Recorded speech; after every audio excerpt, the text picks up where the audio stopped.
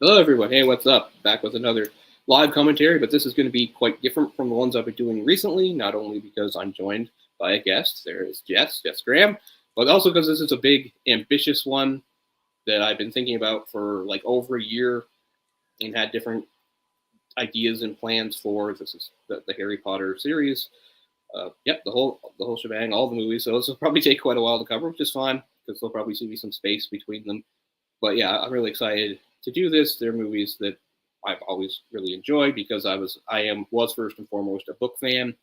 I like the books more than the movies, as you might expect, but I think the movies are still mostly good and they're a big cultural phenomenon and certainly worth talking about. And the truth is, like, I didn't have too many people that I talked to online and stuff that had much experience or history with them or hard opinions on them, really. So, I mean, it's really great to get the opportunity to have Jess come on because he's somebody that actually has read the books, has watched the movies quite a few times, and has enjoyed them and liked them. So it'd be fun to bounce things off that because we've had like surface discussions. We haven't really got into specific stuff. So I think that's a great opportunity to do that. Our friend Jay the Stingray might be along later. We'll see. He's supposed to be part of it. We'll see what happens. But we'll have to press on without him for now. But I'll just do this right now because I don't want to do it later. It's not going to come up again. It's an elephant in the room, and I only do it because it's my channel. I wouldn't bother somebody else on their own channel. It's my channel. The elephant in the room is, of course, J.K. Rowling.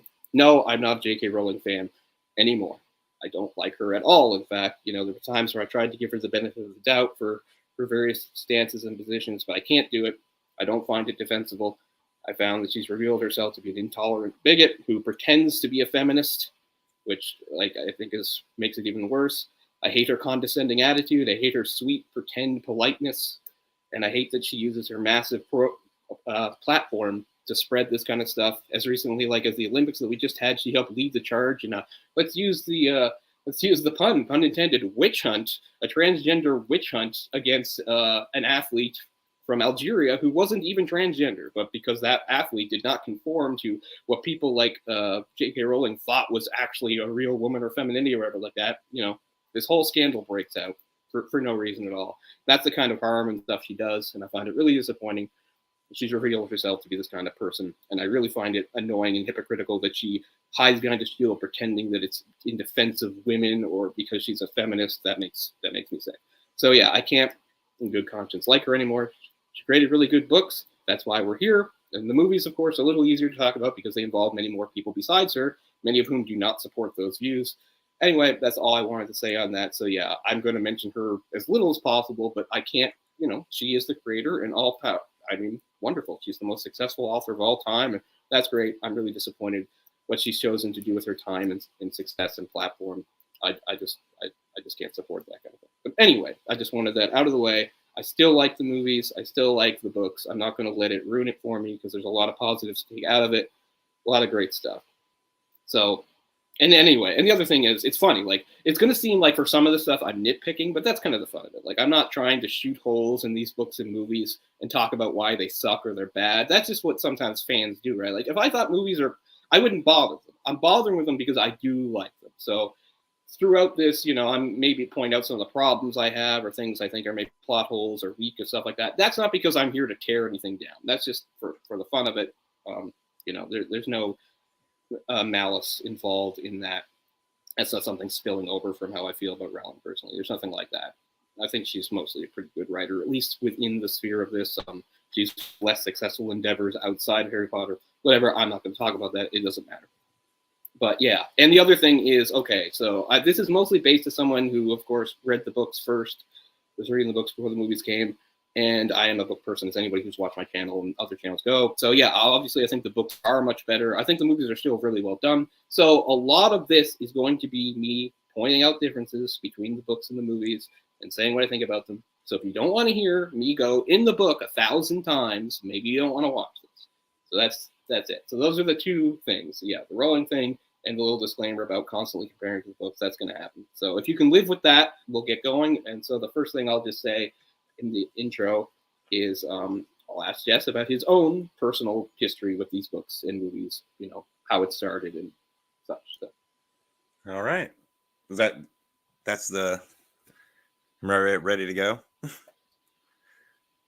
I have no comment either way on the author herself, and not wouldn't trying to even put anybody before on the this. spot.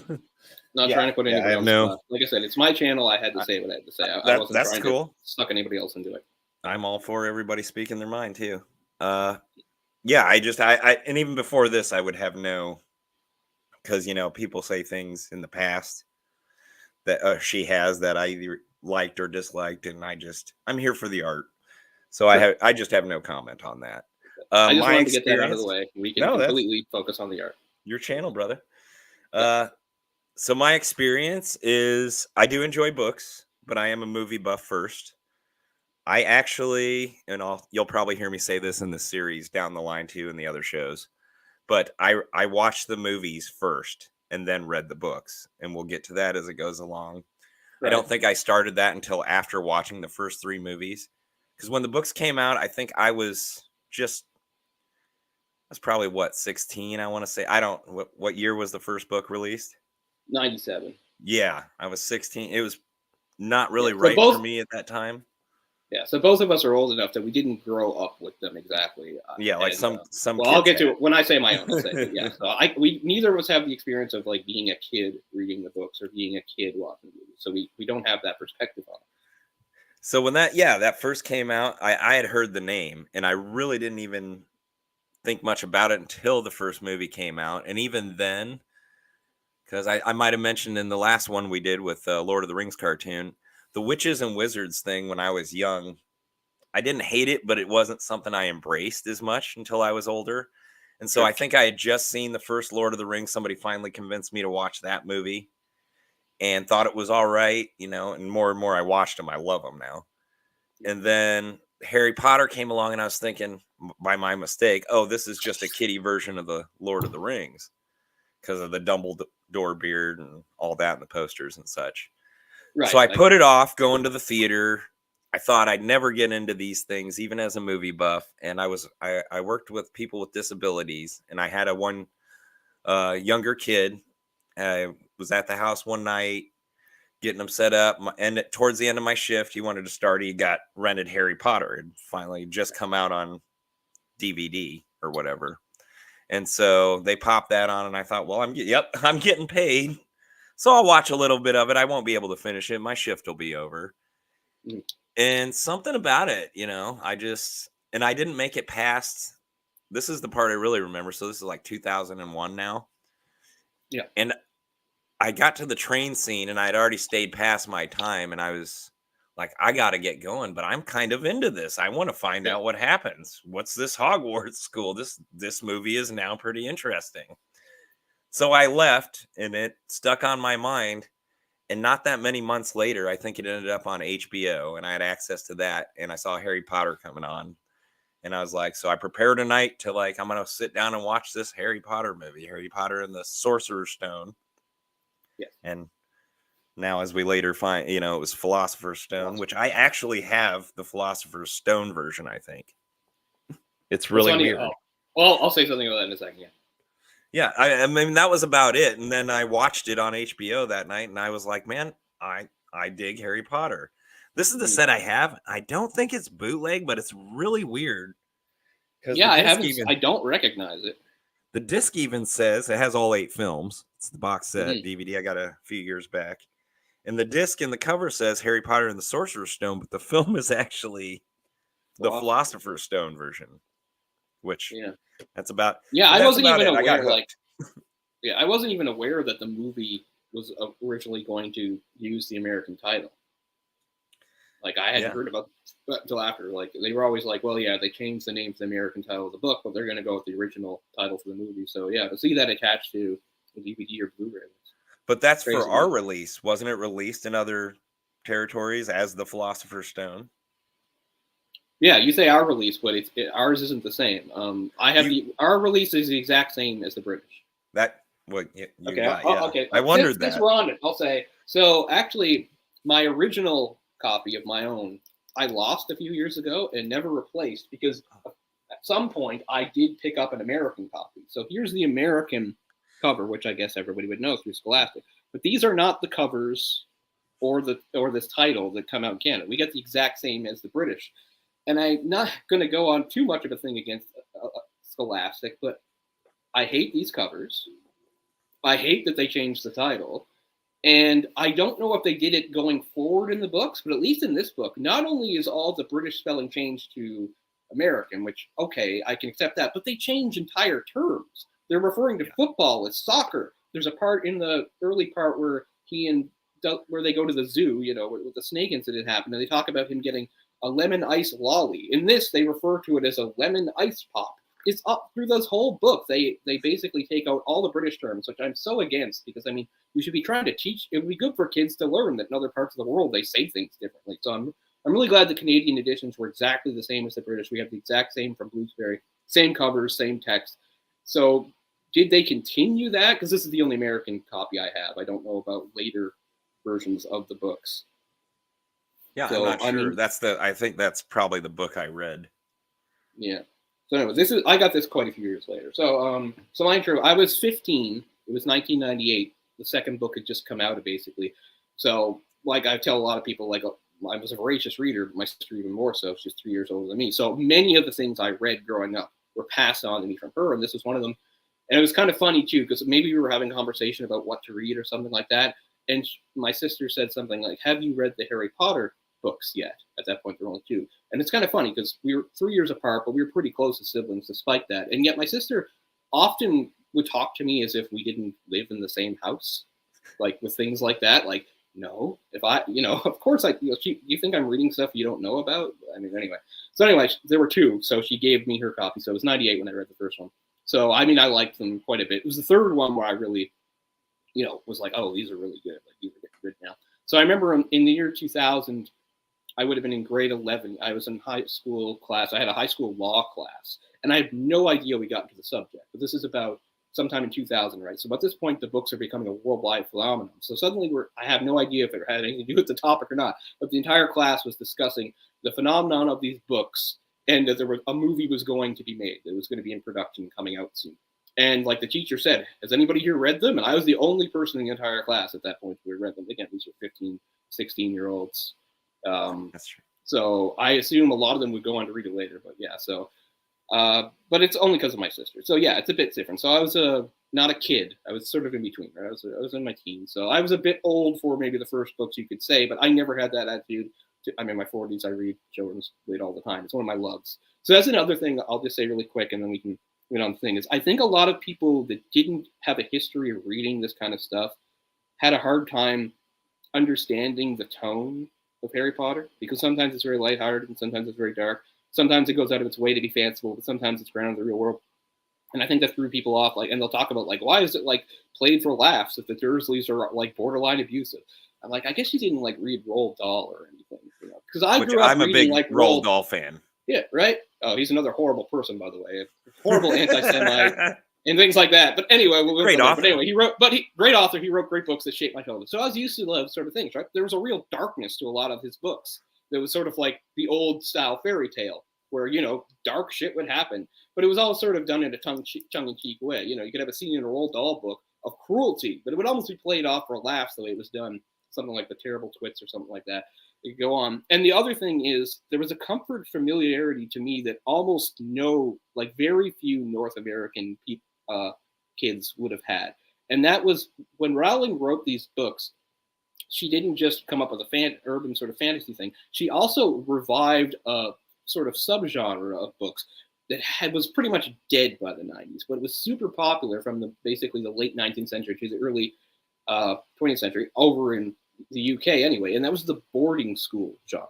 There were many series and books about kids that went to boarding schools, not necessarily magical ones, normal ones, because that was a big thing during that period. For basically a 100-year period, from basically the middle of the 19th century to the middle of the 20th century, that was a big deal in England and parts of the UK. It's a lot of kids, especially richer kids, they would get sent to boarding schools. So there were many books and series, and I was spending a lot of today trying to remember that I read 2 specific series. One was from the 60s, and one was from maybe the 70s, and I couldn't remember either of them, and I couldn't get hold of my sister. But anyway, so there was a familiarity there that I think very few North American kids, especially of our age group, would have had.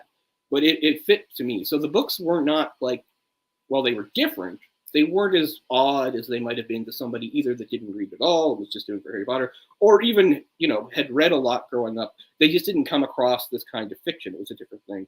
So that sort of comforting familiarity was another thing I really liked about them, and made it easier for me to absorb them, I think, than maybe some other readers. I have to say, like, obviously these are massive books, the best-selling books of all time, and if you go to kids that are young, people that are younger than us that were kids at the time, many will point out, like, this is what got me into reading, which is absolutely fantastic.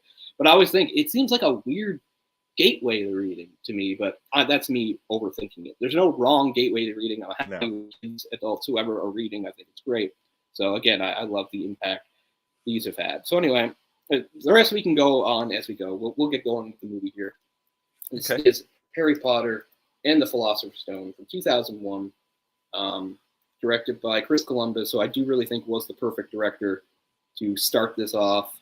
Speaking of boarding school, like, we can point out that Christopher Columbus had already directed a movie like in the 80s. He directed, what was it? What's that Sherlock Holmes movie? Was it like Young Sherlock Holmes or something like that? Anyway, he directed something like that. I think so. And was that in the 80s or 90s? It's in the 80s. It's mostly remembered as a footnote for having being the first movie to feature a fully computer animated character, because there's a part where, like, there's some sort of like knight or something that's made out of stained glass. Comes out of the pane glass. Yeah. That's what it's mostly remembered for. But the plot it involves young Sherlock. He goes to a boarding school and he has two best friends. One's a boy and a girl. So it's like, it's kind of like Harry, so it's like Chris Columbus already did something like this before. Okay, so we're ready to count down. Okay. One other disclaimer is, these are all, you mentioned HBO, these are all on Crave for me, but I was almost thinking I should watch the DVD. I didn't, because my Crave has been kind of wonky lately and it has frozen up on me, so I'm praying that doesn't happen here and we can just go for it. So I'll do a 3, 2, 1, and we'll hit play. Hopefully anybody who's watching this is a rather lengthy intro. Like I said, the future intros will be shorter because they'll just deal with the single movie in front of them, and we'll do a 3, 2, 1 play. So 3, 2, 1. Hopefully my volume's not too bad. I always have to check on that. Warner Brothers. One of Warner Brothers' biggest properties, this and the DC Universe movies. Disney owns all the other stuff. A lot of people just assume Disney owns this, but it doesn't. No. So here's our prologue. So one thing about the books, the way they're written, is that it's not like A Song of Ice and Fire with point of view chapters exactly. But mostly, like 90% of the books are Harry's point of view. He's the only character, unless you're counting, like, we'll get to the exceptions when we get to who you get internal thoughts of, for instance. But this prologue is an exception, of course, because it's when Harry's still a baby. So one thing that's good about the timeline of the books and the movies is all you have to do is jump them 10 years, basically. If you read the books, and I'll point it out when we do Chamber of Secrets, you can date them. You can figure out what year it is because of the specific date given. So that means in the timeline of the books, Harry was born July 31st, 1980. And so his first year at Hogwarts was the 91-92 school year. And all you have to do for the movies is just jump them. Just make it so Harry was born in 1990, and now this 2001-2002 school year is his. So that's easy enough to do. So here's the prologue. Harry's 1 year old.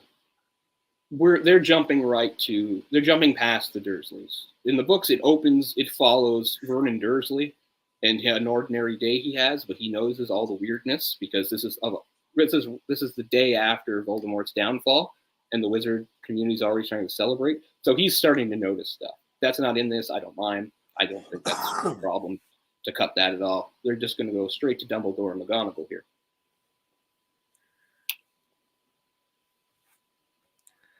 You have a timestamp? Because I might have had a slight delay. Okay. I'm at 2 minutes coming up to 10 seconds. Okay, perfect. Hagrid is just coming into view on the flying motorcycle. One thing that's interesting about this is they don't mention it here. I don't think that there's a line about it. But in the book, Hagrid mentions Sirius Black. So in the very first chapter, like Sirius, who doesn't actually show up until the third book, he is mentioned here because he says that he borrowed the motorcycle from Sirius, that it belonged to him. Yeah, don't worry about your delay because I just accidentally knocked myself out of it. No, I'm on Hagrid. He just handed over. Yeah, Harry. we're close enough. Yeah. Then you're like half a second ahead of me. That's good. So in the book, it's interesting. He does mention Sirius, which is like if you're just reading the books for the first time, it doesn't mean anything to you. And by the time the third book, you probably don't remember one throwaway line from Hagrid in the very first chapter of the very first book. But no, I've read every book once. And like I said earlier, I watched the movies first. And I didn't start reading the books till I think after watching the third movie. Right.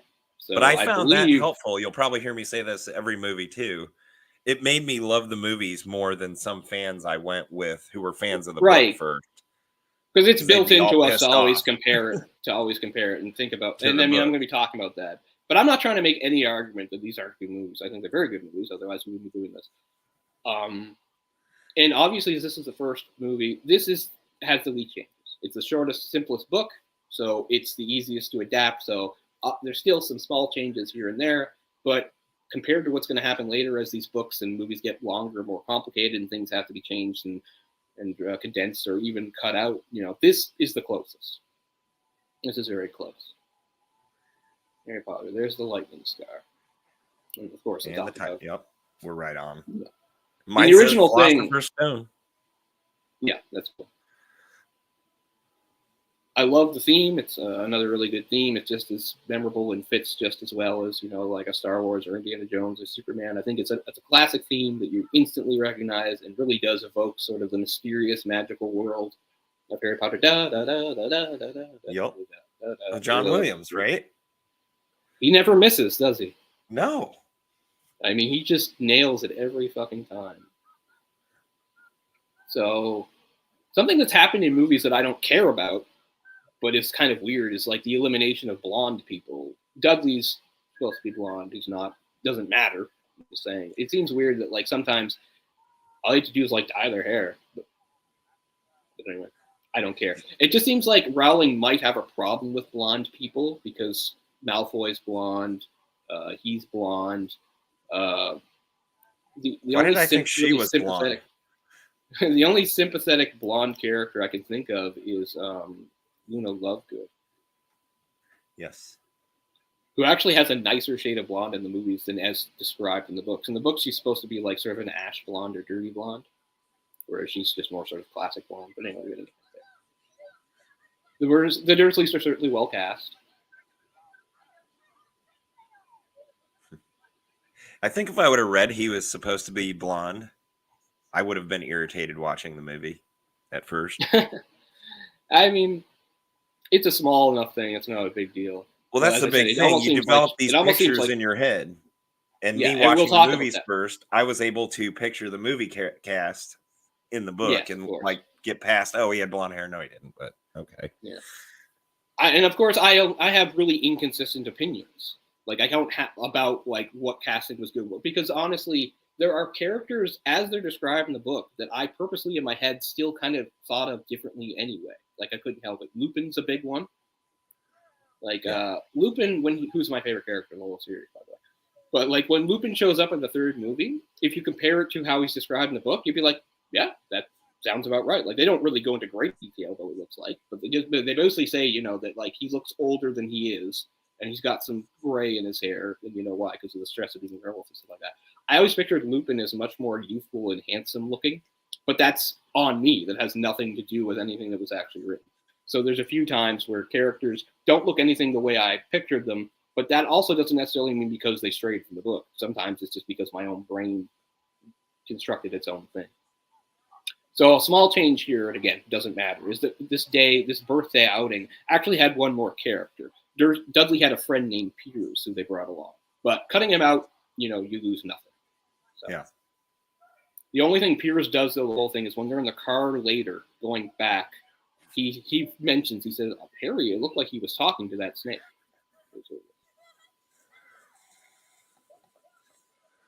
It was a big setup, of course, It means nothing at the time, but we find out in the second year, being a parcel mouse or a parcel tongue or whatever is a big deal. It's very rare. And first watching this, you just think, oh, he's magical. That's why everybody can talk to him. Yeah. That's another thing we'll talk about as we go forward. is like, obviously magic doesn't exist. This is a world that was made up. What are the rules for magic? How's it work? Sometimes it's going to be consistent, sometimes it's not. But one of the things people have to understand is, yes, anybody who's like a wizard or witch has the ability to make magic happen in an unfocused manner. Wands are only conduits. It's so you can focus your magic. You're not defenseless without a wand. You're not even necessarily more powerful with a wand. And you will see plenty of wandless magic go forward in the movie. And it's just the idea of how good people are at, casting spells and their concentration and their depth of their knowledge. One thing I do have a problem with is it's been explained that certain characters like Snape actually were smart enough to devise spells of their own. But that makes him sound like a super genius. But anyway. That's like later on in like the 6th book, isn't it? Or is it even before that? Yeah. It's in the 6th book where you find that out, because it's the Half-Blood Prince stuff, right? He reads in the diaries like Septim Semper and a few other, like, it's like he made up these spells on his own, which sounds like something like even like a full-grown wizard would have trouble doing. So we would already be at, lots of notes here. We're already in the 3rd chapter of the first book. This is what we call the Letters from No One. The first chapter, the prologue, is called. I'll just try to mention the chapters as we go through. So the Boy Who Lived is the first chapter. The second chapter is the Vanishing Glass. We're on the 3rd chapter, the Letters from No One, which has very little changes, nothing worth pointing out. They don't, and there is stuff they show, for instance, like they don't mention it, but look how Dudley's dressed. They don't mention it, but they're saying he's supposed to be going off to a special private boarding school. Harry had been, for the first years of his life, Harry was at school with Dudley, where Dudley made sure everybody joined in on bullying him.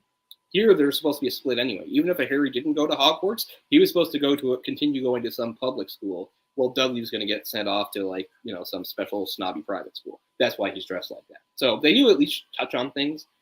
And that's where I think the books really help, because sometimes you'll see things and, it's good to be able to fill in those blanks. So they won't let him get the letters, because, of course, the whole thing is, what's the big thing? Harry has no idea what happened to his parents. Harry has no idea he's a wizard. But the Dursleys, the parents, they know, but they just don't want him to know.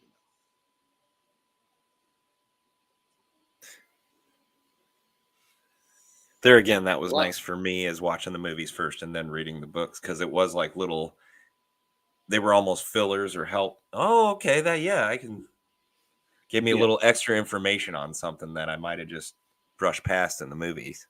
Yeah, there's quite a few scenes, especially as you go forward in the movies, and more stuff has to be condensed and cut, where things kind of move briskly without enough.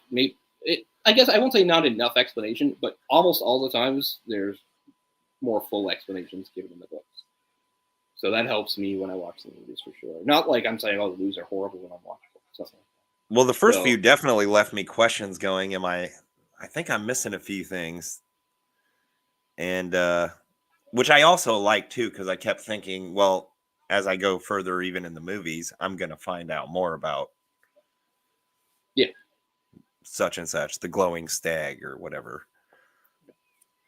I mean, bringing up Rowling's talent for this kind of stuff, I see her strengths and her weaknesses, and it's not a big weakness, but world building is not her strength exactly. So the world building is sort of clunky and, again, inconsistent at times, but it's good. It's a good world with good characters. And I was going to say, when it works, it works. When it works, it works. So, yeah, exactly. So one of the things going on is, again, I will be pointing out some of those inconsistencies. But again, it's not to tear it or any sort of grudge against Rowling. If I wanted to be really mean, I could say something like, is the idea of a young male British boy with glasses and dark, untidy hair who has a dead mother, who finds out after several years of living a normal life that he's actually going to be a wizard and that he's special and has an owl companion, is that a truly original idea? Oh, no, it's not. Here's Tim Hunter from Books of Magic. Now, this is a more recent comic, but whose first appearance was in 1990 in the comic The Books of Magic, written by Neil Gaiman, co-created by artist John Bolton. So that was at least 2 full years before Rowling even started on Harry Potter. Yes, I'm telling you the truth. All that stuff I said about Tim is true. He's British. He's got glasses. He's got unkempt hair. His destiny is to be a wizard. He didn't know about it. Not both his parents are dead, but his mother's dead. He has an owl companion. I mean, so. And of course, Neil Gaiman's been very gracious about this and said, there's enough room in the world for 2 similar boy wizards and stuff like that. Oh, that's anyway, very gracious of him. I think any gracious. other and author as far as would try to sue or. Yeah, and as far as the appearance goes, I mean, you might expect the artist is responsible for that. Bolton based the appearance on what his own son looked like, so that's why you had, in that case, a dark-haired boy with glasses. So you're telling me even that cover there, that was created before Harry Potter was? Not this specific cover, but the characters. Like, this is what he always looked like. This is a comic from only a few years ago, but again, he always looked like this. His first appearance is 1990 in the Books of Magic. This is a more recent series starring. How would he have not? He would have been able to easily at least get some cash out of that deal if he was vindictive enough. Yeah, at one point there was even a rumor that he'd sued her for plagiarism, which of course wasn't true. He never did any such thing. All the power to that guy, because that's. Oh, okay. Here's one thing I completely neglected next to me. So, I own. There's 5 now. The first 4. Here's the hardcovers of the illustrated editions. So I'll try to do, which are beautiful, breathtaking artwork by Jim Kay. So I was going to try to show off some of the art. So I'll try to catch up to where we are now there at the shack to try to get away from things. Here's a beautiful picture of Harry in his cupboard under the stairs. Spiders and everything in the foreground. It's wonderful art by Jim Kay because he does it. Some of it's painted, some of it's sketched. He uses all sorts of different methods and styles throughout it. There's Harry talking to the snake. Yeah, I've never seen any of these. That's fantastic. And they all have these are the hardcovers. They all have softcover things now that are quite reasonable. So I would totally recommend that to a fan. If you don't want to break the bank, go for the softcover, and they're not that much at all, really. So here's Uncle Vernon rowing them out to the island that they're on now in the movie.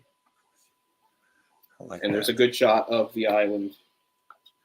So we're at chapter 4, the Keeper of the Keys, which is Hagrid, of course. There's Hagrid discovering finding out that they kept the truth from him, that he had known. Hagrid is operating under the assumption that Harry was expecting this and knew this was going to happen. You're a wizard, Harry. Here they are having a little chat by the fire while the Dursleys. This is after the pigtail incident, which I don't think has happened yet. So let's watch the movie a bit. You're a wizard, Harry.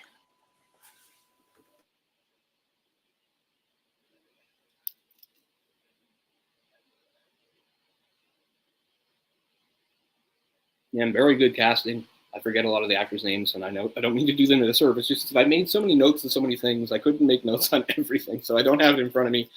All the actors' names. I'll do my best. We got Robbie Coltrane as Hagrid. Coltrane. He passed away a couple years ago, didn't he? Yeah, very sad. Sadly. Yeah, he's great. Yeah, he is really great. And of course, Uncle Vernon, who helped me out. Oh my God. Sorry, I don't have it in front of me. Like I said, I have a lot of stuff, but one thing I kind of neglected was the names of the actors. Okay, so this is a big reveal. This is how we know that Petunia is his side. That Harry's mother is her sister, so that's how it's related. Harry's mother was born from a Muggle family, but turned out to be a witch. And Petunia is calling her a freak here. We find out much later, I think it's all the way to the 6th or maybe even 7th, that Petunia at first was jealous and wanted to be a witch, and even wrote Dumbledore a letter asking to go to Hogwarts, and he had to very kindly say no to her.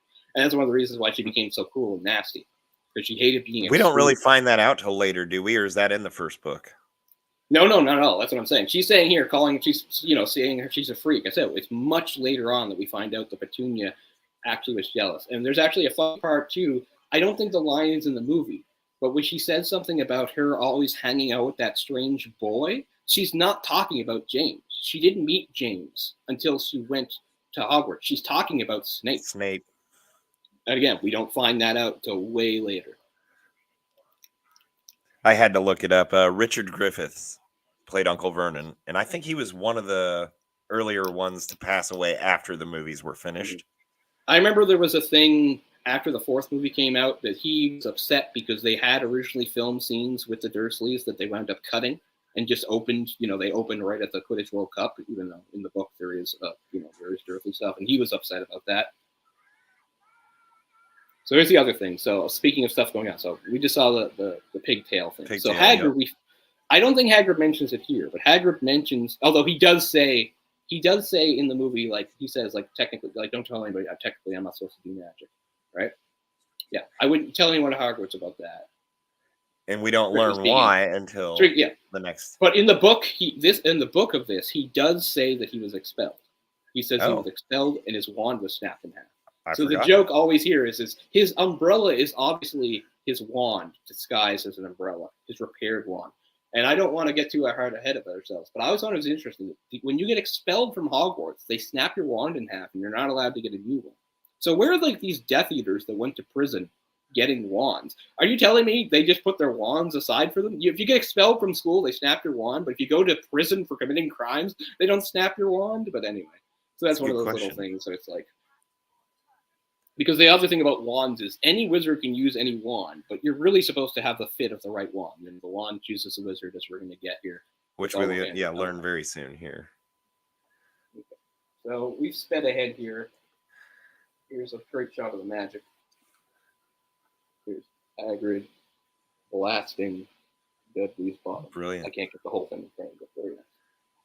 So the leaky cauldron, which is how you cross over. So now we're doing the crossover thing that you see in a lot of stories of myth and stuff. Crossing over from the regular world into the supernatural world. Whether it's, through a gate or a hole in the ground or a tornado like Dorothy or a hole in the ground like Alice in Wonderland or whatever Barry said. This is his gateway. It's going through the wall behind the Leaky Cauldron. The Leaky Cauldron is an ordinary pub that technically is not necessarily invisible to muggles. A muggle could accidentally stumble in there, but mostly they just kind of don't notice it. So here Quirrell is wearing the turban. Quirrell's not actually wearing the turban when they first meet him. Quirrell has already met and been taken over basically by Voldemort during the summer. He was traveling abroad in, I think, Bulgaria or something, and ran into Voldemort, in his half-dead fetus state or whatever, in the forest. Voldemort dominates him and is controlling him. But actually in the book at this point, they are not joined. Quirrell does not have the turban on when they meet at this point.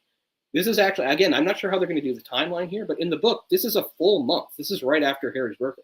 It was a full month before Hogwarts. He actually has to go back to the Dursleys. He's going to have his little thing here, but then he has to go back to the Dursleys and then go, go to Cross Station later. So Quirrell is already. Oh, sorry, I'm getting it mixed up here. I couldn't hear you right.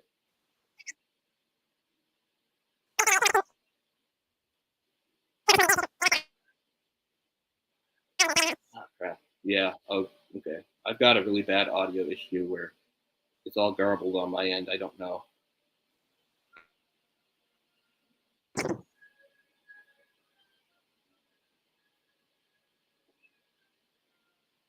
So you still hear me fine? Yeah, no, for me, I was getting all sped up and garbled, but again, that could just be my stupid, crappy connection. No, mine does that from time to time. There it goes. I got you now. Okay, back? Yeah, what were you saying before? I was just saying, I probably got the chipmunk voice. That's on my end, I think. Yes. Oh, okay. Yeah, that's what it was, too, yeah. I was just saying it seemed like they left the island in the movie and they were in Diagon Alley in like a day or two tops. Oh yeah, no, they are. They take the boat back to the shore. They do some walking or whatever. Yeah, when they get to London. So that is true. No, I'm just saying there's a whole month between this visit to Diagon Alley and then catching the train. He does have to, and I can't remember. I haven't seen the movie in a while, so I'm not sure how they're going to do it. So one of the main thing I think, so they're never going to go visit to Gringotts, which of course is essential so that Harry can get his money and so that we can find out about the big MacGuffin of this movie, the Philosopher's Stone, the mysterious package that Hagrid's picking up. Is it problematic having the bankers be goblins? I don't know. I'm not here to talk about that. I've already had my problems with J.K. Rowling. I'm not going to go searching for others, but people have made certain comments about racial stereotypes and such, and that's open to interpretation. But anyway. Seriously? Aren't they mythical creatures? They are. Some people have stretched it into some sort of Jewish stereotype thing. Oh, come on. I don't really buy that either, but anyway. Because like I said, I'm not a fan of Rowling, and I think people don't tried to support do her that with George whatsoever. Lucas and the Star Wars prequel too. And I mean, it's a effing alien. Yeah. And now we're Oh, yeah, talking that's right. goblins and makeup and come on. Yeah. With Come on. you're right. With Watto, that's right. They were saying like Watto was some sort of Jewish. Yeah. Okay. Yeah, I don't buy that either. So anyway, but no, I like the concept of Green Goths a lot. It's pretty cool. I like the idea that it's got like this vast underground place that's so huge that I don't know if they have enough to air, but they say if you get lost down there, you'll probably starve to death before you can find your way out. It's pretty cool. But I think the they effects, of portray course, that are very well. good. Yeah, it is nice that in like the 7th movie, you get to come back and have sort of an adventure at the bank, right? Where they're doing that whole thing to break into Bellatrix Lestrange's vault. So that's Griphook, who, again, we will see much later on when that happens. Now, isn't this Vern Troyer now? But he's later replaced by Warwick. Yeah, I think so. Vern Troyer, of course, passed away years ago, too. Good thing we have Warwick Davis, who also is Professor Flitwick. Yes.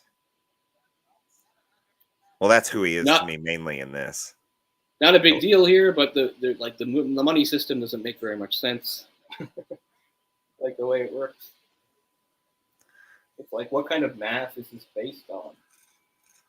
But anyway, there's a wonderful 4-page spread of diagonalities. I'll try. Like, it's one of those things. One of the things I like as a kid, like, it's so hyper detailed. There's so much to take in that you could look at it for like a long time. But there's from one end to the other. I know I can't really do it justice just holding it up to the thing, but if you have time, like, again, there's so many great details and things in the background. And it stretches onto the next 2 pages, too, including Flourish and Blots. There's Flourish and Blots at the end. I know I'm getting a little bit of glare, but anyway, just wonderful art. Tim K's great stuff. So this is a very important key scene that this is one of the ones where they're very close to what's in the book because they know it's really important. This is the key scene is him getting his wand.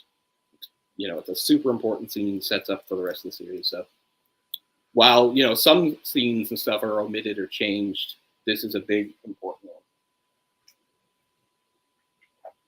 one. Ollivanders.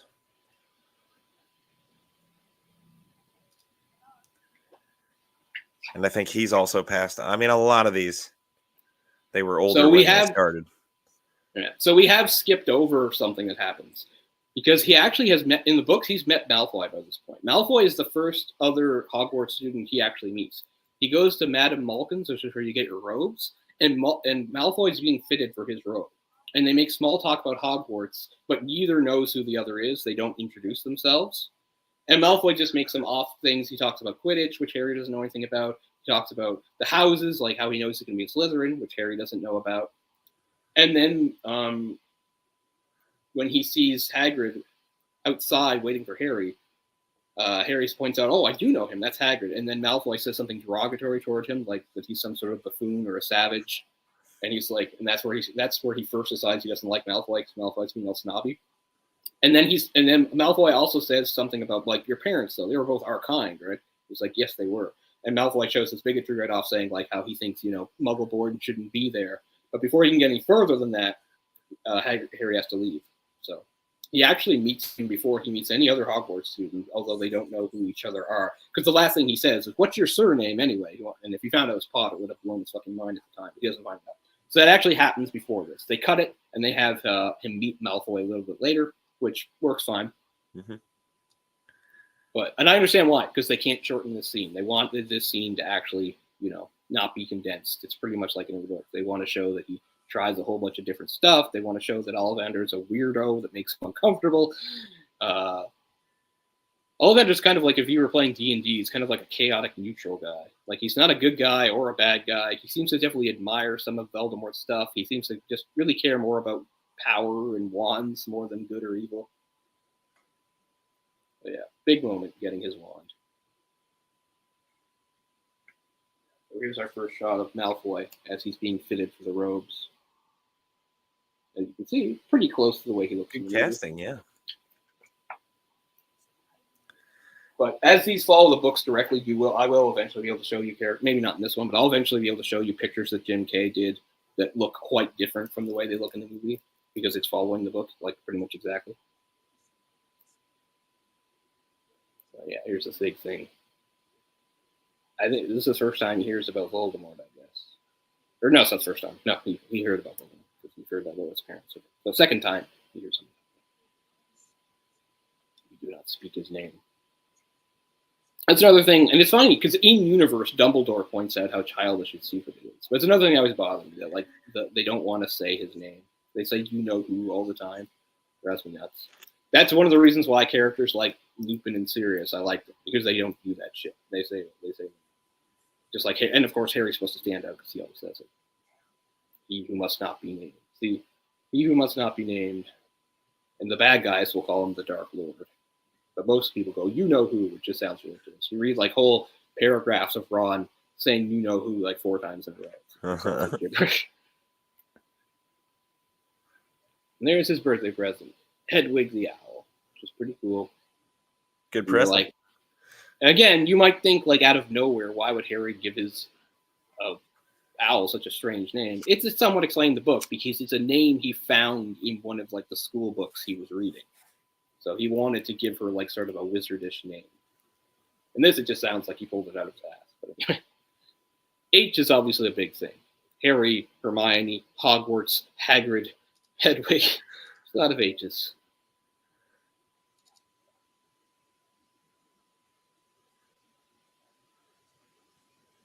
So he won't. So yeah. So he this is the first time he's going to say the name, and he says he can't spell it, which is also true. He can't spell it.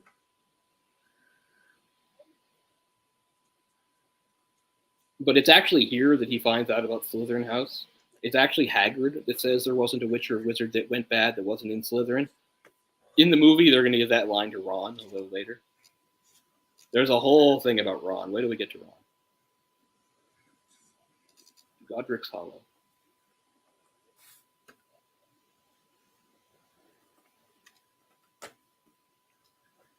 You do see the flash of green light there.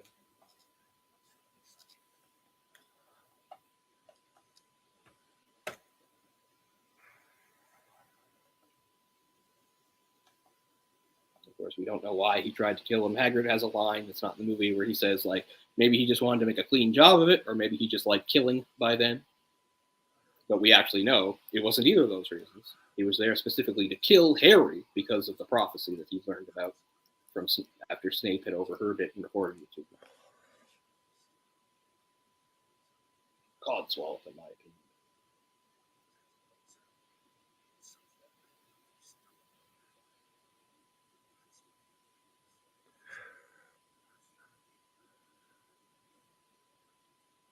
So this being the first movie, there's a lot of business before you get to Hogwarts. The book is 17 chapters long, and it takes 6 chapters to get to Hogwarts, which is fine. That's not you got to do proper setup. So there, we've just jumped ahead a month, which is fine. It's not like it's in the book talking about what he did, but here it doesn't even show that the Dursleys. See, this makes it look like it's not a full month later. Oh no! Yeah, they went. Yeah, seemed like they went right from Diagon Alley to the train station. Yeah, so they're making it seem like Harry's birthday is actually August 31st, not July. Not that that's a huge deal. So yeah, technically, Harry went back to the Dursleys and had a rather miserable month, and then managed to convince them to give him a drive there. So it's not actually because it's weird that Hagrid just leaves him abruptly. He's left abruptly because he's left alone by the Dursleys. So we're getting another thing is there's certain people and you can watch videos and stuff about talking about like Dumbledore's grand plan, right? We know Dumbledore had a bit of a grand plan around Harry because he knew the prophecy, right? And he knew about the Horcruxes, or at least really suspected about the Horcruxes. There's this idea that throughout all the books that at least until he dies, that Albus Dumbledore is aware of what's going on and is kind of pulling the strings in the background. It doesn't work, I think, for most of them. This is the one it works the most for. I would say most of what happens in this movie and in this book, Dumbledore was fully aware of and orchestrated. He wasn't aware that Quirrell literally had Voldemort to the back of his head. But he's aware of some other stuff. So there's a weird thing here. He can't figure out how to get to the platform 9 3/4. There's a weird, stupid line here. Like, we see it. But there's actually a line about her forgetting and Ginny telling her. And it's like she wouldn't forget. So this, to me, is an example of Dumbledore's meddling. Dumbledore arranged it so that Harry would run into the Weasleys, as far as I'm concerned. He needed guidance from a good wizarding family. I think it's pretty clear that this is what they were instructed to show up exactly at this time so they'd run into Harry. Now, the kids now don't know, but I would say the parents, they are following Dumbledore's instructions here so that Harry can get some sort of introduction into the wizarding world from good, people he can trust. And of course, the idea of setting him up to be friends with Ron, which we'll get to Ron in a minute, because Ron is a really big thing in this series, right? There's Rupert Grint as Ron. Now, you can't predict how kids are going to grow up. So the fact that he didn't grow to be like tall and lanky, you can't really pin that on anybody. What's funny is the twins themselves, they're like physically more like the way Ron is described in the books. Whereas in the books, the twins are described as short and stocky compared to like Ron or Percy. Yeah, more tough looking guys, right? Yeah. Again, I don't mind the casting. The actors are really good. They really capture, that sense of humor and sense of fun, devil may care attitude that the Woods have. I don't know if they do it as much in the books as I hadn't read, but they'll do that annoying thing in the movies where they finish each other's sentences. Yeah. Like, not all twins do that. It's just a twin stereotype. So here's the other thing. Where is Hogwarts? They left Charing Cross Station in London. They're going north. And they left at 11 a.m. And they arrive after dark. And it's the 1st of September. So they're going far. So obviously they're going to Scotland. It's in Scotland. But think about it this way. There are certain characters who, at least not necessarily in the books, but in the movies, are established to be Scottish. Now, that doesn't mean if you're Scottish, you're absolutely living in Scotland. Scottish people could live in England too, of course. But imagine that, like, Cho Chang, who is a Scottish actress and seems to be a Scottish character, and Oliver Wood, again, Scottish actor. Imagine that they actually had to travel from Scotland down to London just to go back into Scotland to get to Hogwarts, because the Hogwarts is literally the only way for students to get to Hogwarts. Seamus is from Ireland. So anyway. Yeah, so the idea, again, is Hogwarts is for at least all wizards of the UK feeding into. So we have a real population problem, right? We don't know it in the first couple of books, but when we finally see the wizard, the Ministry of Magic in London, the Ministry of Magic is packed with hundreds of wizards. So it's like, if there's that many, how come the population of students is so small at Hogwarts? Hogwarts, it seems like the student population is maybe 1,000 at most, with about 250 per house, if that. And yet they're supposed to be all the witches and wizards of that age of the UK. So, and if we're going to nitpick again, even though it's not that big of a thing, there's not enough teachers. There's only one teacher per year. If you teach one subject, you teach every year for that subject, which seems crazy. So there's the cool chocolate frog card, which is an important part of the plot. Now, let's say, does it mention, like, he doesn't read it, does he? Because that's supposed to be a big plot point. Because he reads the little bio on Dumbledore, and it mentions he was partners and friends with the alchemist Nicholas Flamel. And that becomes big later, because after Hagrid accidentally says Nicholas Flamel to them, they're trying to figure out who he is, and they look through all these books and they can't find anything. Finally, they see the card again. He goes, I saw it. Because the whole thing is like, Harry says, I know I saw that name before. He saw it before because it's on the chocolate frog card for Dumbledore. Also, Grindelwald is mentioned on that card. It mentions that one of Dumbledore's most famous feats is defeating the Dark Wizard Grindelwald in a duel in 1945. So we get some really early mentions. Grindelwald plays no role in the Harry Potter series again until the very last book, where Voldemort takes something from him and kills him. So here's our introduction, Hermione Granger. So Ron and Hermione, of course, are super important characters, and here's one of the things about this. is all the Harry Potter movies, except for the fifth one, had the same screenwriter. And let's see, I had his name. Steve Clovis. Steve Clovis. And Steve Clovis wrote all the screenplays except for the fifth movie. Steve Clovis's favorite character in the whole thing is Hermione. There's not necessarily a problem with that, but you're going to find out, especially if you're a Ron fan, there are certain people who are fans of the books that will go so far to say that the movies ruin Ron. I don't think the movies ruin Ron, but the movies do him a huge disservice, and it's mostly to make Hermione look good. Throughout these movies, and I will point out, there are many actions and lines that Ron originally did or said that Clovis decides to give to Hermione. And it really makes Ron look inept and useless at times. And it actually gets ramped up as we go. It's like not so bad in this movie, but it gets worse as we go.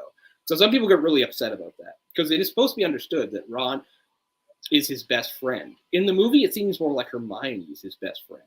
But we'll leave shipping stuff out now while they're so young. But that's another major problem I have. Like a lot of people, everybody's how to do. So here's something too. Like I don't know if it's understood here. Only first years do this. Only first years cross the lake in boats with Hagrid. No, it's not. Why. I don't think it's understood until at least the fifth one. Yeah, because then they talk about seeing the carriages without the with the invisible horses.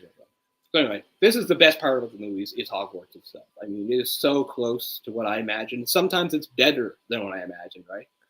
I mean, to me, that was the best part of the books, the escapism of imagining yourself at this amazing place, being a student. Like that, even though I wasn't a kid by this time, I could still imagine myself as a kid or a student. I mean, technically, I wasn't too old when I started. I could have been like a sixth year, stuff like that. But I always loved imagining myself. And of course, the other thing is the houses. It's this whole thing, which we'll talk about again and again as we go. Sort of, yeah. Because the houses are a great idea. And again, they're based on real boarding school stuff like that. That like real boarding schools did have houses that like had rivalries with each other. Of course, this is a little bit different and based and has more to do with like, you know, how you get, well, that's what we're about to get to, the sorting, right? Well, and I had mentioned at the beginning, we just left the train, but that's where I cut off the first little snippet of my Harry Potter experience before I went back. Yeah, I hadn't even seen Hogwarts. Here's a nice shadowy shot of Hogwarts in the fog. Oh, very cool. Yeah, they did this right as far as the movie goes. If these were the illustrations before the film. Oh no, these aren't before. This is much later. This is after those are after the movies were made? Yeah. Well, it's brilliant illustrations either way, and I think the movies bring the magic. I'm sure Kay had at least some inspiration from the movies because it would be impossible not to. But like I said, for certain like characters and stuff, he tries to follow exactly how it's described in the book. But again, small differences. There's Neville. Neville has a toad, which doesn't make any sense because you're told you can have a cat, an owl, or oh no, it is a toad. Yeah, that's right. It is a toad. Yeah, Ron's not what makes sense. Scabbers. So we saw Scabbers. We didn't talk about, of course, the elephant. Scabbers is actually Peter Pettigrew in disguise. See, they're having him meet Malfoy here, but he actually met Malfoy a month ago. Again, I don't think it's a change. Cinematically, it works better, yeah. Yeah, it is more dramatic. It almost seems odd to think that he met Malfoy before he met Ron, but I mean, let's say some are better than others. You've met Malfoy before. I've heard of his family. Said Ron darkly. They were some of the first to come back to our side after you know who disappeared. Said they've been bewitched. My dad doesn't believe it. Says Malfoy's father didn't need an excuse to go over to the dark side. By the way, dark side is capitalized in his books. I always thought it was interesting that in any Star Wars literature, dark side and light side are not capitalized. The Force is capitalized. Force has a capital F if you read Star Wars like comics or books, but dark side and light side are not capitalized. I always thought that was wrong. It should be. Great Hall, okay, great effect here. So that's not computer effects. Those are actual candles hung on fishing lines. Isn't that great? Great. And the enchanted ceiling, I mean, bam, they get it big. So here's the other thing. What she's saying there is I read about in Hogwarts of History. That's true. But this is another thing where Ron sometimes takes a backseat to Hermione in the movies, is that often Ron is the one who's not Ron is the one who grew up in the Wizarding World. Harry's not Muggle born, but he was Muggle raised, right? So Ron is usually there to provide insight and information about the Wizarding World that they wouldn't have. But again, sometimes they'll take those lines away from Ron and give them to Hermione, even though it doesn't really make sense. And they'll say she read it in a book, which doesn't seem very fair. So do you Jason prefer the original? What's that? Oh, I'm so sorry, yeah. Jay. I'm so sorry. No, I get carried away. No, we're... Oh, what's up? Great to have you. Hey guys, sorry I'm late. We just got to Hogwarts. We're at Hogwarts. We're about to have the sorting. Can you give me a timestamp? Yes. So my timestamp is coming up to 46 minutes. We're very close to 46 minutes. I'm at not 46, 43 minutes. Sorry. I was going to say, I was like, oh, I really lost you. Yeah, right at 43. No. We're coming up to 43:10 and counting. So okay. So here's the sorting, which is again its own chapter in the book. Here's a nice shot of Harry wearing the book hat. Oh. That's one. So that's a whole thing too. Yeah, it's too patched. Like it looks like it's made out of too many different things. But so the hat does what it's supposed to do, like in the book. It shouts it out. But one of the things, and again, this is for the benefit of us as a movie, is that technically, you know how Harry's going to have that little conversation with the hat, and he talks about maybe putting him in Slytherin first? That's actually telepathic in the book. Like Harry, they're not talking out loud. That's just all in his head. It's a telepathic exchange. It's not a big deal. But again, I get why they did it for the movie. It's visually better to just have them talk. So I get that change. So there he is staring at Snape, the wonderful Alan Rickman, who, like a lot of these characters, was technically too old for the part, but was such a good actor they had to go with it. So I get that.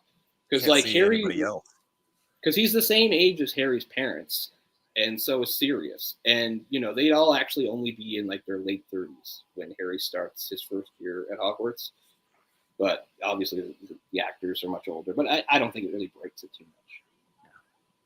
So does Ron belong in Gryffindor? I mean, most of all his family go to Gryffindor.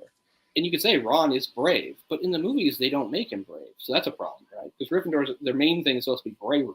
Ron's not very brave in the movies. He's brave in the books. In the movies, they kind of make him a coward. He ends up showing his bravery later. He's right, but that's really Neville's arc, right? Because the thing is, Neville's supposed to be the most obvious Hufflepuff at all. If anybody's a Hufflepuff, it's got to be Neville. And yet Neville's in Gryffindor. And Neville has a very long arc in the background of the main plots to finally emerging as a true Gryffindor, even pulling the sword of Godric Gryffindor out of the hat to kill Nagini the Snake in the Battle of Hogwarts in the finale. You know, it's a very long arc for him to say, oh, he was a Gryffindor all along. And he has little bits of it here, too, right? He shows a little courage by standing up to his friends, even though they just knock him aside in this movie. But yeah, see, this whole thing here, for our benefit, they have them talking out loud, but it's actually a telepathic exchange. But that's the other thing is, too, it's like Harry does belong in Slytherin, and the only reason he doesn't go to Slytherin is because he specifically asks. He has all the Slytherin qualities. It's another big problem I have with Rowling's reasoning, because I always thought, well, eventually, they'll show some Slytherins to be good and redeemable, and she just doesn't. I mean, I don't want to get ahead of us, but Malfoy's redemption arc is not really a redemption arc. It's just at the end of the day, he couldn't commit to being super evil, and that's it. I feel like her treatment of Slytherin is wrong. Because at the end of the day, it's like, why would Slytherin House even exist? Remember in the last movie, speaking of the battle, they send them all down to the dungeons. This includes his 11-year-old children. And everyone cheers because they're all just evil by default. So I think that's another big mistake that's made in the books and movies. They don't go out of their way to show any sympathetic Slytherins. The nicest Slytherin we get is Professor Slughorn. Well, that's one thing I always point out. You mentioned the line earlier, there wasn't a witch or a wizard that, wasn't bad, that wasn't in Slytherin. But it forgets to mention that there's plenty of great, wonderful, good wizards that have come and witches that have come out of Slytherin. Well, I mean, there hasn't. One thing she shows that there are bad people that came out of other houses, but she doesn't show there's good people that came out of Slytherin. For instance, Peter Pettigrew was a Gryffindor. And he doesn't seem like a Slytherin or a Gryffindor. He seems like a pathetic Hufflepuff, so that's kind of confusing. So I don't know why she sets up these rules only to break them. It's like Ron seems like a Hufflepuff. Hermione's main defining thing is her intelligence, so she should be a Ravenclaw, but she's not. Harry has all the Slytherin qualities, but he's not. So there's the Gray Lady, the Bloody Baron, the Fat Friar. Those are all those ghosts all correspond to the houses too. The Bloody Baron is the Slytherin ghost. Yearly Headless Nick, who I think is really greatly cast. I love that it's what's his name? There he is. John Cleese. I love the John. He's the Gryffindor house ghost. The Fat Friar is the Hufflepuff house ghost, and the Gray Lady is the Ravenclaw house ghost. But the ghosts are really downplayed. Again, you can't include everything, so the ghosts don't get much time or get much to do in the movies. In the books, they show up and they do things. In fact, one of the most entertaining ghosts is the poltergeist Peeves, who just lives to create chaos and destroy things. He's not in the movies at all, which I think sucks because he's great comic relief. He's like the nemesis of Filch. Like Filch hates the students, but he hates Peeves even more because Peeves just goes around causing destruction. In fact, it doesn't even make sense. One of the things that maybe you could say the movie does right is cutting Peeves, because Peeves doesn't make sense. All he does is cause trouble constantly. He doesn't do anything good. It's I think Dumbledore could get rid of him if he wanted to. But anyway, I don't mind. So I like that. So yeah, I love this. The portraits, the moving staircases. The idea that look at all this food. They're all connected. I mean, some people complain about that kind of stuff, but again, to me, that's a big part of books. I remember Eric saying, he got a little annoyed reading, A Song of Ice and Fire, the Game of Thrones stuff. It's he goes out of his way to describe the meals. I'm like, I expect that. I expect that in these sorts of books, and to talk about the food. It's just how it goes. So, I mean, I would be a Ravenclaw, but being a Gryffindor wouldn't be bad either, because they both live in the best dorms. It's hard to understand. They're both in towers, which is how I'd like to live. Because if you're a Hufflepuff, you just live on the ground level in an ordinary place. And if you're a Slytherin, you live in the basement, which is technically the dungeons. So it would be much better to live in a tower, I think, which is what Gryffindor and Ravenclaw do. Ravenclaw is sort of the forgotten house. It gets the least screen time. It gets the least time in the books. But it is the best house as far as I'm concerned. It has my qualities. It has my colors. I definitely would have been a Ravenclaw. See, I love this. Perfect. Nice common room with the old chairs and the fireplace and the tables and then the two things. Perfect. Love it. This is one of the main things I would picture reading books. Is just hanging out in the common. Another thing that they actually improve on in the movies is it's not explained in the books that their colors are implemented into their robes, which is a little confusing when you think about it, because constantly Harry will meet people from other houses and instantly know what house they're in, even though they're not actually wearing colors to indicate it. So that's something the movie does right. You can recognize what anybody is because they have their house colors on. Actually, Gryffindor's house colors are the colors of my elementary school, which has long since been demolished. But that was the first school uniform I ever put on when I played hockey. Colby was sort of a maroon and gold.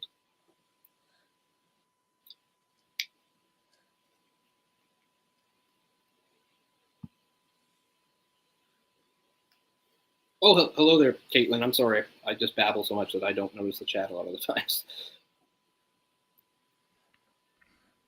So here's another thing. They just put the Slytherins in the class with the Gryffindors. That's not in the books. They try to get the Slytherins on screen as much as possible. It is true that in the first year, they do have two activities with the Slytherins. One is when they take potions. Yes. That's part of it. They always, the first year Gryffindors and the first year Slytherins take potions together. That's true. And the other thing they do together is not class, but remember they do the flying lessons with Madam Hooch, where he first learns to fly. The Slytherins were there for that too. What's weird is I don't think in any of the books there's ever a time where they share a class with Ravenclaw. Because in the second year, when they start taking herbology, they share that with the Hufflepuffs. But anyway, so yeah, one thing the movies will do is they'll shoehorn the Slytherins into extra scenes for drama. See, this is right. They are actually supposed to be in potions together, but they're not in transfiguration or charms or anything like that. So what house would you be sorted into, Cole? Yeah, what house would you be in? Well, I've been glad. Obviously, I'm a Ravenclaw. Like I said, that's my colors. That's my personality. And they also have an equally good dormitory as the Gryffindors. You get to stay in a nice tower. It's never described in the books. You don't get to see it, except when he goes hunting for the Gray Lady to find out about stuff about Hogwarts. But I mean, it's supposedly kind of the same thing. But blue and white were my colors. I'm from Sydney, Nova Scotia. That was always blue and white. I came to King's. King's was blue and white. My favorite hockey team is the Toronto The Maple Leafs, Leafs. blue and white. It's always followed me. I've always blue and white. So whenever I play hockey or soccer and represented Sydney, I wore blue and white. I was a Sydney Steeler, those teams. So, yeah. So I'm certain I would have, been on the – I like to think of myself as athletic, so maybe I would have been on the Quidditch teams. They're hard to make, though, right? There's only 7 spots. That's why it's such a big deal that Harry makes the team as a first year. But when we get there, I'll talk about the ages. I like that. Don't make me kick you out, or I would be a good Slytherin. Yes, I remember you saying that. Caitlin in the chat. I like green. I mean, there's nothing wrong with Slytherin itself. I just blame the author for going out of her way to never actually show any good Slytherins. Because I thought, isn't that the point, to show that there could be good Slytherins? The only one I can think of is, again, Professor Slughorn. You can say, oh, Snape was a Slytherin who wound up doing amazing things, but I mean, he was just such a prick through the whole thing. So that's another major thing. I don't like Snape's arc. Snape goes out of his way. I'd be a Jew. Snape goes out of his way to be a dick, not just to Harry, who has a grudge against because of his father, but he's just a miserable teacher. He's a completely unprofessional teacher. A normal teacher would totally get fired for the shit he pulls, stuff like that. I love him though. I like Snape even in his crotchetiness. I don't like how it's executed. It's again one of my major problems with the series. Again, I'm a fan. Is I feel like she goes way overboard with Snape. Why can't you make him a little bit likable then? Why do you go out of your way to make him such a dick? There are subtle hints, even by the third one though. In the movie, he protects the children. I mean, those were my biggest clues. Remember, he's not a complete prick. I know he's only protecting them because Dumbledore made him swear, though. He's keeping his promise to Dumbledore. Is what it is. Because even in this, right? Quirrell, the whole thing is we're going to have to fake out where they think Snape is doing something to Harry's room. But it's Quirrell, right? Remember Hermione's going to set poor Snape on fire when all he's trying to do is actually save Harry. So, yes, I know that.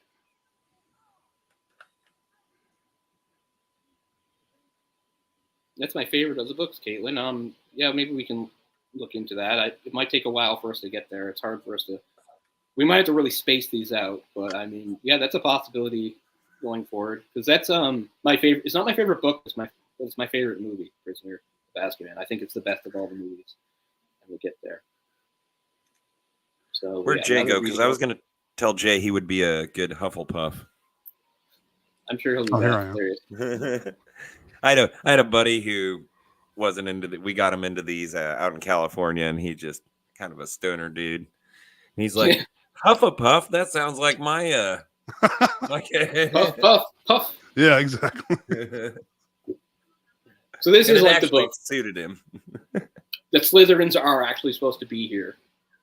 So that's so we don't just have professors. This is Madam Hooch. She's like the closest thing you have to a gym teacher, right? So she's not Professor Hooch. She's Madam Hooch. She handles, I guess, all the Quidditch stuff and the flying stuff. She's usually the referee when they do Quidditch matches too. And this is the only time in the movie, or this movie is the only time we see her, right? In the movie. See you there. Ron just took the broom to the face, which again doesn't happen because movie Ron is supposed to be a bumbling idiot that we can laugh at. I mean, Ron's been flying for years. This is not his first time on a broom. Ron grew up with brothers who played Quidditch. Ron has, isn't like a phenom like Harry, but Ron is a perfectly able broom flyer. Here they have him getting hit in the face just for shits and giggles.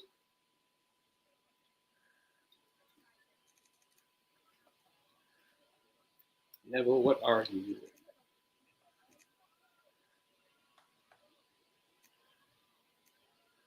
Is your favorite teacher Lupin? Because it's my favorite teacher. My favorite character in the whole series.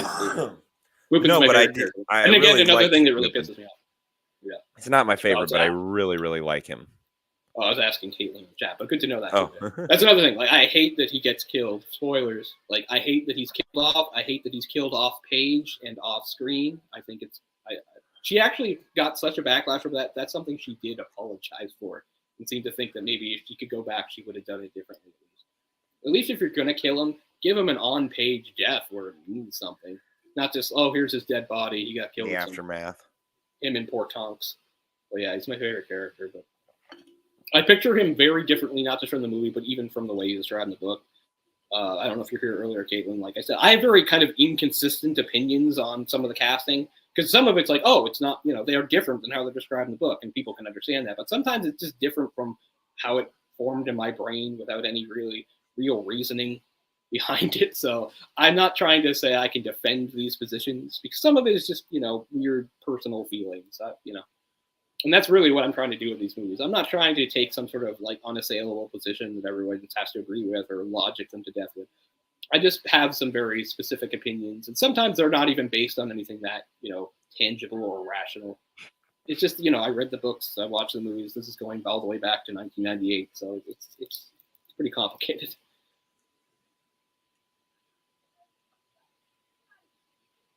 Yeah, you're like me, Caitlin. See, I'm the type of person that when I'm into something, like I know my favorites.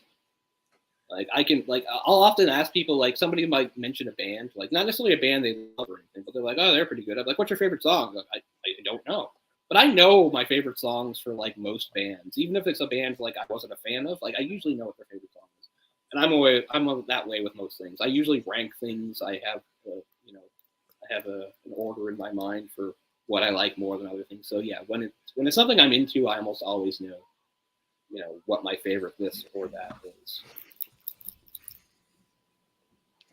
So there he shows his amazing seeker skills, passed on from his father.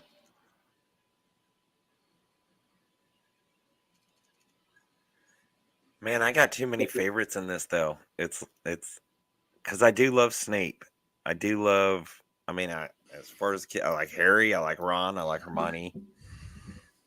I mean, that's a strength. They're very good characters. Yeah, I feel like sometimes they're not used right, and you'll hear me talk about that. But I mean, the characters themselves, I don't understand.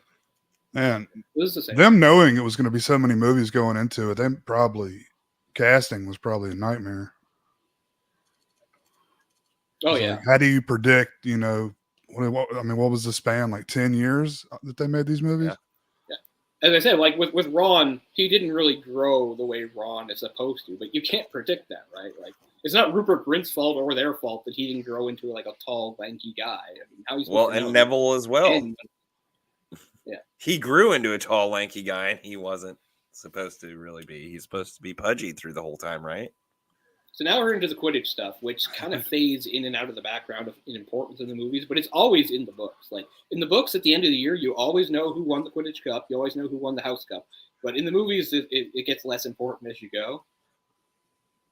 So the Gryffindor team is astoundingly young. They don't have any 6th or 7th years on the team at all, even though you would think that would be the default. Like if Quidditch was real, the teams would be exclusively made out of 6th and 7th year players. They have no 6th or 7th year players on the team. Wood is the captain. He's a 5th year. It's mentioned in the books that he gave that speech last year, meaning he was the captain as a 4th year. So the Gryffindor team is young, even if you don't count Harry as a 1st year seeker.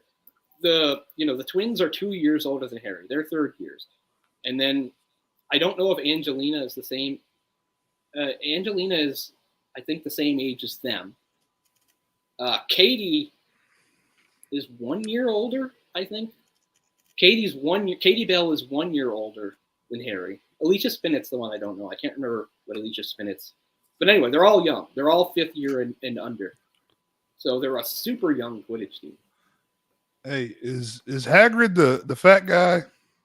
Yeah, he's the big half giant guy. Yeah. Okay, that's Caitlin says I remind her of Hagrid. And I guess it's the beard. It's the beard. She's not calling you fat. It's because you have a very large beard as Hagrid. I'll take it, Caitlin. No big deal. Hagrid is a cool motherfucker. He's a cool dude. So okay, here's something. They're here for no reason. In the book, there's an actual reason. Here, they're just wandering around where they shouldn't be for no reason. But there's a whole thing in the book that gets us here. So this is stuff like that. There's sometimes in the movies, characters will just suddenly be in places and you have no idea why. It's actually explained in the books. They're just they're on the forbidden 3rd floor for no reason at all because they need to be. Like there's actually a reason why they're there. There's this whole thing where Malfoy has a confrontation with Harry and then challenges him to like a midnight duel. And the whole thing is Malfoy's not actually going to go. It's just to set Harry up to get him in trouble. And that's what leads to this chase scene. But they don't even have that in this. They just have, like, why would Hermione, who never breaks rules, just randomly be out with them knowing they're in trouble? So that's a small change that doesn't really make much sense. And so, yeah, that's how they're finding Fluffy. But in the Midnight Duel,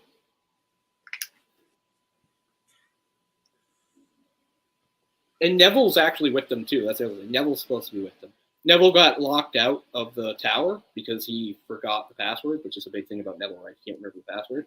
So Neville's actually with them and sees Fluffy. So that's another thing that's cut. I don't mind that they cut Neville, but I do mind that they just cut to a scene where they're just wandering around for absolutely no given reason.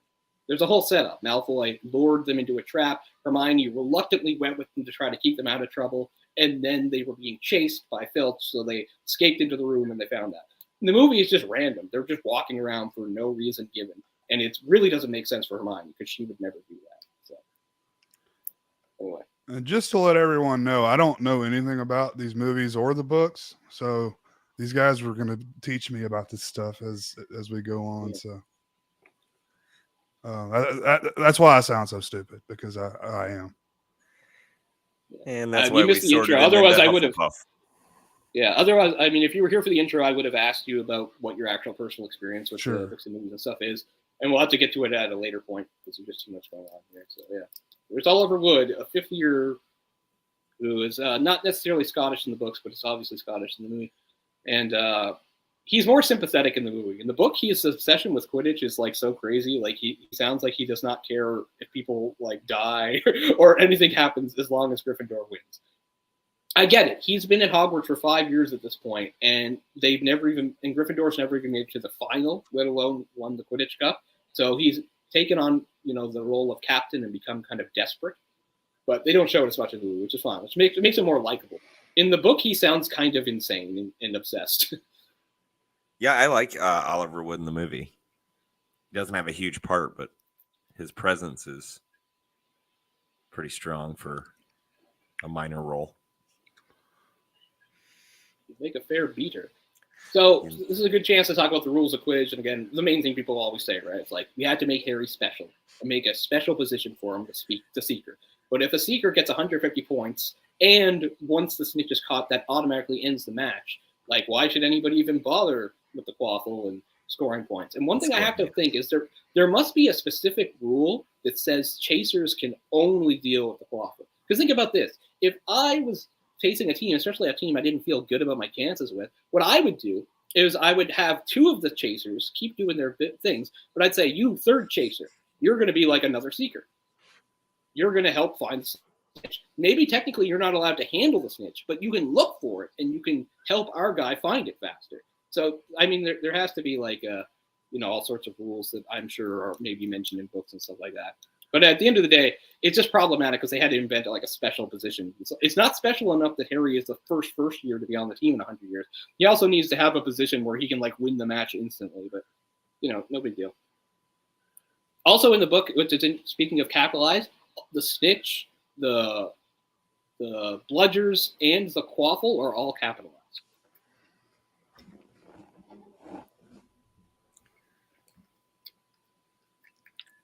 There's a rare scene in Charms with Professor Flitwick. You won't see that much going forward, but at least he hasn't been cut entirely.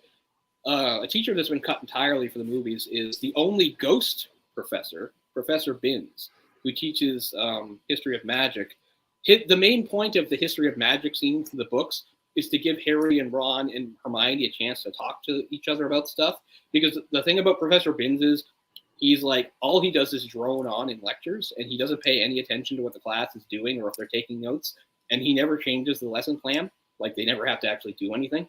So it's an opportunity for them to, like, covertly talk to each other about, like, whatever's going on in the plot, but that's not in the movie. They'll just have them have the conversations elsewhere. And I feel bad, though. I wanted to see the ghost Professor Binns, who's supposed to be this really old, boring guy who died, didn't know he died, and got up and just went and kept teaching classes. I always thought that was kind of a funny joke. Wingardium Leviosa and teacher's pet Hermione gets it. Whoop-de-doo.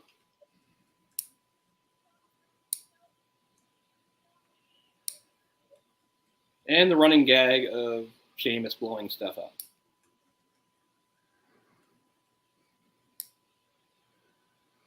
See, I was young enough, even though I was 15 years old, maybe there's no excuse for this, but like when I read Seamus's name, I didn't know how to pronounce it. Because it's spelled Seamus. Were you saying like a name I was Seamus? familiar. Yeah, I guess in my head I was probably saying like Seamus. It probably took a couple of years to find it out. So, I mean, there was still some, I was complaining about how they Americanized some of this stuff in the American edition. So glad the Canadian didn't. I'm not going to say I recognized everything off the bat. But I will say there's like certain stuff that like, even if I had been younger reading the books, I would have recognized them pretty quick as somebody who reads. Like, we'll talk about it again, I'm sure, when we get the second one. Like, the second Malfoy calls Hermione a mudblood, I knew what it meant. Like, who needs it explained to them, right? It makes Harry look like an idiot later. Harry's like, then he called her something, but I'm not quite sure what it means. Really, Harry, you can't put together what mudblood means by context? You have no fucking clue. Like, I think any idiot could figure that out without being spoon-fed to them. Well, I failed to mention earlier, I do think it's sometimes an insult to us Americans when they do change British terms. Yeah, because it's like, oh, they won't get it. It's like, good, then they can learn something. Well, right? Yeah, if you don't get it, then you can learn something. And I think a lot of us would get it. It's like Shaun of the Dead did a few of those things, and it's, well, you didn't have to do that. I think we would have figured it out. Yeah. So, yeah, as I pointed out earlier, I have an American edition, just so Jay knows. Like, these are the Canadian editions are the exact same as the British. They have different covers, and they're written the same way. But I lost mine years ago, so now I go by my nice, beautiful illustrated edition. So here's Halloween. So, what's an example of them dumbing it down or changing it for Americans? Well, they'll mention football, and then they'll switch it to soccer. And they'll just British terms, right? The title alone of this first movie, and the only one they had to change for the book and the movie. They thought Philosopher was boring. They thought Americans would think of Philosopher as boring. They changed it to That's what I was going to ask you guys. What's the difference between the Sorcerer's Stone and the Philosopher's Stone? Just the title. The Philosopher's Stone is the real title. It's the real title of the book. That's what I'm watching. I don't know why that. I couldn't find the other one. American editions use sorcerers. And when they made the movie, they made two different, basically, versions or takes. So here we go. Here's another example of like them not making Ron as good as he's supposed to be. Like, Ron's going to still accomplish stuff here, but they're going to make it seem like he has to be coached. Again, that's not how it goes in the book. In the book, one of the things that like Hermione gets more brave as the movies go. But in these first couple of movies, Hermione is mostly just so shocked she can't do anything, and Ron and Harry save her, which is what's going to happen here. But in this, and I mean, that's basically how they do with Hermione, but here they're going to have Harry kind of like coach Ron, which, again, Ron does it himself. He doesn't need help. Like, obviously, they're all freaked out. They're all 11-year-olds facing a troll. But they're making it sound like Ron just sort of bumbles into the solution, which is not how it actually goes down. So the movies are different also? Well, I mean, they're different. I mean, they're different just the same way any adaptation is different, right? Some things are changed. No, what I was trying to say earlier is some book fans feel like the movies ruin Ron. I don't go that far, but as we said, the screenwriter for these movies, he did all of them except the fifth movie. His favorite character was Hermione. And one way he would build Hermione up was giving some of Ron's better lines or actions to her, which, makes Ron look more useless. It's not as bad early on, but it gets worse as we go. So Ron is the brave one who jumps. I mean, Harry is the brave one who jumps on, but he's like, Susan, Ron, what? He doesn't do that in the book. He doesn't go, duh, what should I do? And there, she's coaching him, swish and flick. Again, that's not in the book. They're making Ron look really inept, and he needs to be coached by the other two to accomplish anything. The same result is the exact same thing that happens, but it still makes a difference. Because Harry jumps, he gets the wand up his nose, he does her Wingardium Leviosa, the thing drops. If you just say it that way, it's identical. But if you watch it play out, it's quite different because Ron is hesitant and weird and doesn't seem to know what to do and needs to get coached by the other two. And this only gets worse as the movies go. You do make a point because he is from a pretty strong wizarding family with older siblings who are pretty good at wizardry. Yeah. That's one of parts of Ron's arc is that he feels a lot of pressure because Bill was head boy Charlie was a Quidditch star, and Percy is like a super good student who Percy is 3 years older than him. Percy's in his 5th year here, and he's a prefect. And by his 7th year, he's head boy. So one of Ron's big things is, he feels pressure following the footsteps of all those brothers. The twins are a little different because they get in trouble a lot, but they actually still get good grades.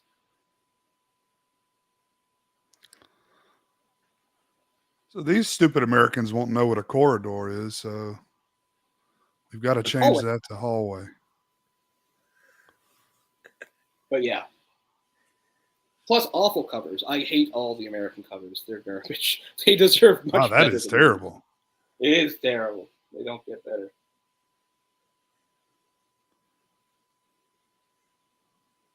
Yeah, I wonder what happened to my original copy.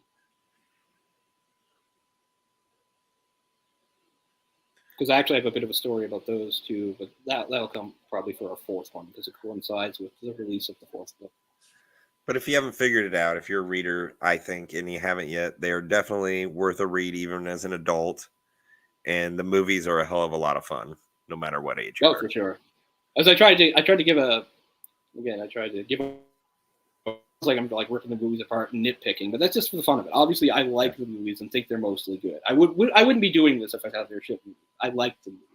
I'm just having some fun. I like pointing out the differences. And honestly, at least a couple times, I promise, there will be a couple times where there's a change that I not only say was necessary, but maybe even better. There will be instances of that. So it's not always me just going, books better, books better, books better. The books are certainly better, but Oh, no, I can't wait till a few movies later because there is one major thing I'm like, oh, I'm so glad they didn't do it like the book. Interesting. So there's the limp. Snape has perhaps been bitten by Fluffy. So as I said earlier, yeah, I think that Dumbledore kind of knows almost everything. He just doesn't know what Quirrell's doing, really. But he kind of knows everything else.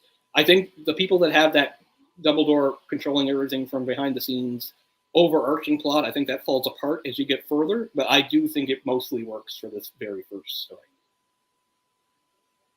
It certainly explains why the challenges to getting into the vault or whatever are set up the way they are. They're specifically to deal with their strengths. It even compensates for Neville. They even compensate that perhaps Neville goes with them. He doesn't, but that's why the Devil's Snare is there, because Neville's strength is herbology and he knows stuff about plants. So there's something that's really unfair if you're Ron. This is part of both plots, is that they said, he's going to be on the team. First years aren't allowed their own broomsticks, but they're making exceptions. He's going to be on the team, right?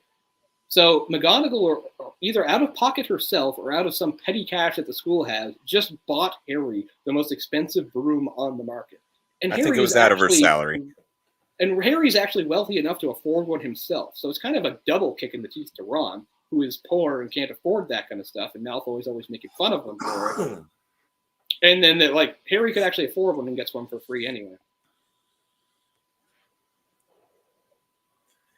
Oh, you disappoint me, Rowling. I mean, yeah.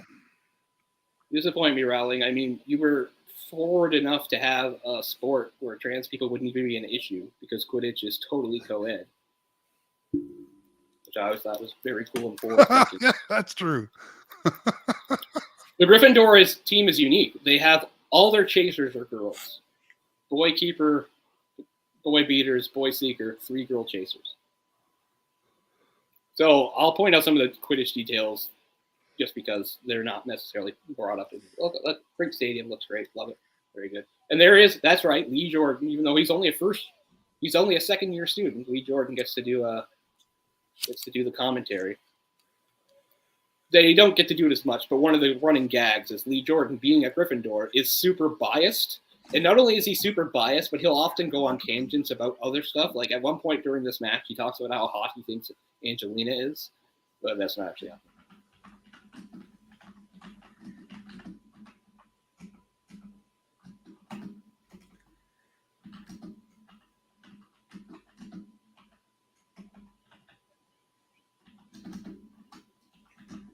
Madam Hooch is a lesbian, isn't she? I mean, she seems kind of like a lesbian stereotype anyway. She's like the athletic one. She's got short hair. Kind of butch. Which, Not allowed. Not allowed. So should I? well, I mean, it is done? canon by Rowling herself that Dumbledore's gay. So, although there's no trace of it in these movies, it does eventually get acknowledged later on. I mean, you don't need it in this movies, like like his sexuality is not into the plot in any way. Yeah, but she did eventually acknowledge that, which I don't know. Is that her throwing a bone to people that she doesn't like? I don't know. But in any case, it doesn't enter this movie. I don't care. I don't, like I said, I have a lot. I've already stated my issues with Rowling, and I can't dislike her, but I don't really feel like these movies suffer from some sort of lack of queer representation.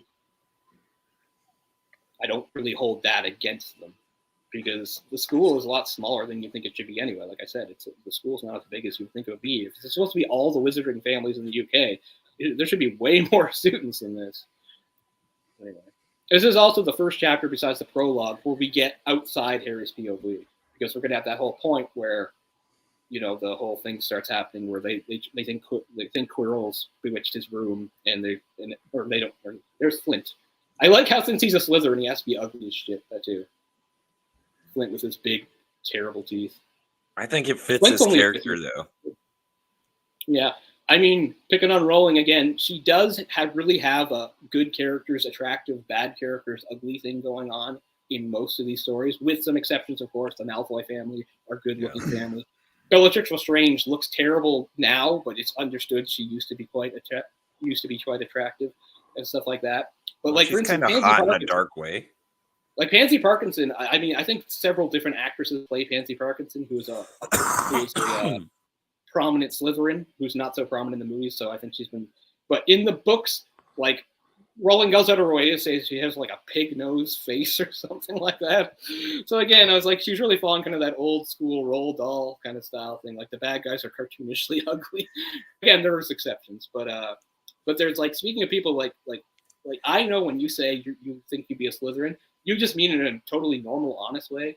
But I know you understand there's a whole fandom of people that are kind of like goth type people that think Slytherin is like the cool, edgy, dark thing, and they write fiction about sad boy, hot Draco Malfoy in leather pants, and how like they see them, and they'll see themselves as like a Pansy Parkinson, who in their mind is like this, like, kind of like Amy Lee, dark, goth princess character. Yeah. No, I mean, I went to, which we'll get in later movies, some friends. That's a cool move. That actually had the dark mark tattoo. One of the girls had the dark mark tattoo. She was. That's going a bit far. Very, very goth. That's just the guy with the Kingdom Hearts tattoo. That's a Nimbus 2000, man. No, like I said, I'm a good Slytherin. I'd be like the Slytherin that, it'd kind of be the outcast down in the dungeon. Yeah. You're like, hey, why y'all got to be dicks to everybody? Yeah. Like, what's with this pure blood mania? Come on. What if we're just cool? Yeah. Because that's the other thing too. Like, that's a moral thing too. Does the Sorting Hat, when taking into consideration somebody has the qualities to be a Slytherin, take into account if they're Muggle-born? Be like, shit, I can't put them in the house, or like they'll become complete outcasts by their own friend group, because they're all obsessed with it. In the second year, pure blood is one of the passwords to get into their comic.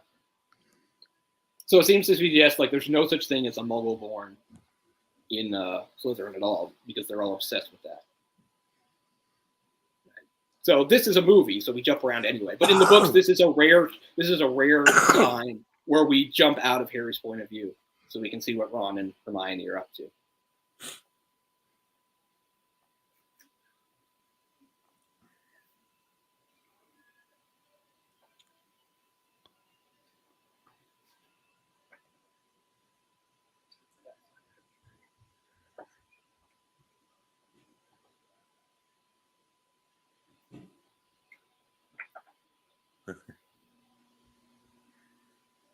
Speaking of the in-universe book, Fantastic Beasts and Where to Find Them, here's like an excerpt from it showing trolls. Scamander Guide to Trolls. Wrong direction. But yeah, it's full of it's like an in-universe book full of information about them. So, I mean, here's obviously just a normal thing that they do in the movies that I don't have a problem with, is action scenes are usually much longer and more detailed than the books. But I mean, that's just a no-brainer if you're taking a book to the screen. So this would probably be this is a much shorter sequence in the book, but I mean, I fully approve of them, making it longer and more dramatic for the movie. It only makes sense. I mean, it's a visual medium, you're showing stuff, so obviously no issue there. So one of the things, again, getting back to Quidditch is, and again, kind of gets lost in this movie, is that even though Harry joins the team and helps them win, they don't win the Quidditch Cup this year, because during the climax, that's what makes his injury from the climax is what makes him miss the final. And it's a kind of, again, it shows that maybe Rowling hadn't completely thought out Quidditch at that point, because they say they lost because they were short a player. But I mean, what kind of idiot would be? He wouldn't even put in a substitute for Harry. Can you imagine starting a game and just not having a seeker? That'd be like not having a goalie in another sport, or something like that.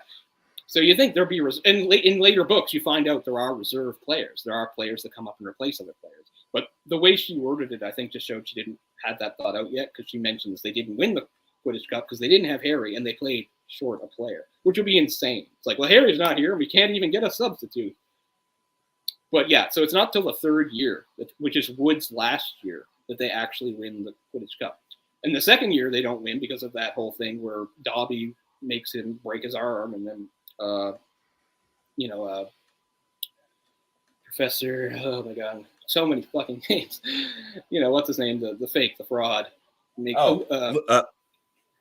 Gilderoy Lockhart. Gilderoy Lockhart. I was going to say earlier, I don't like him as a person or character in that sense, but I love his character because it's hilarious.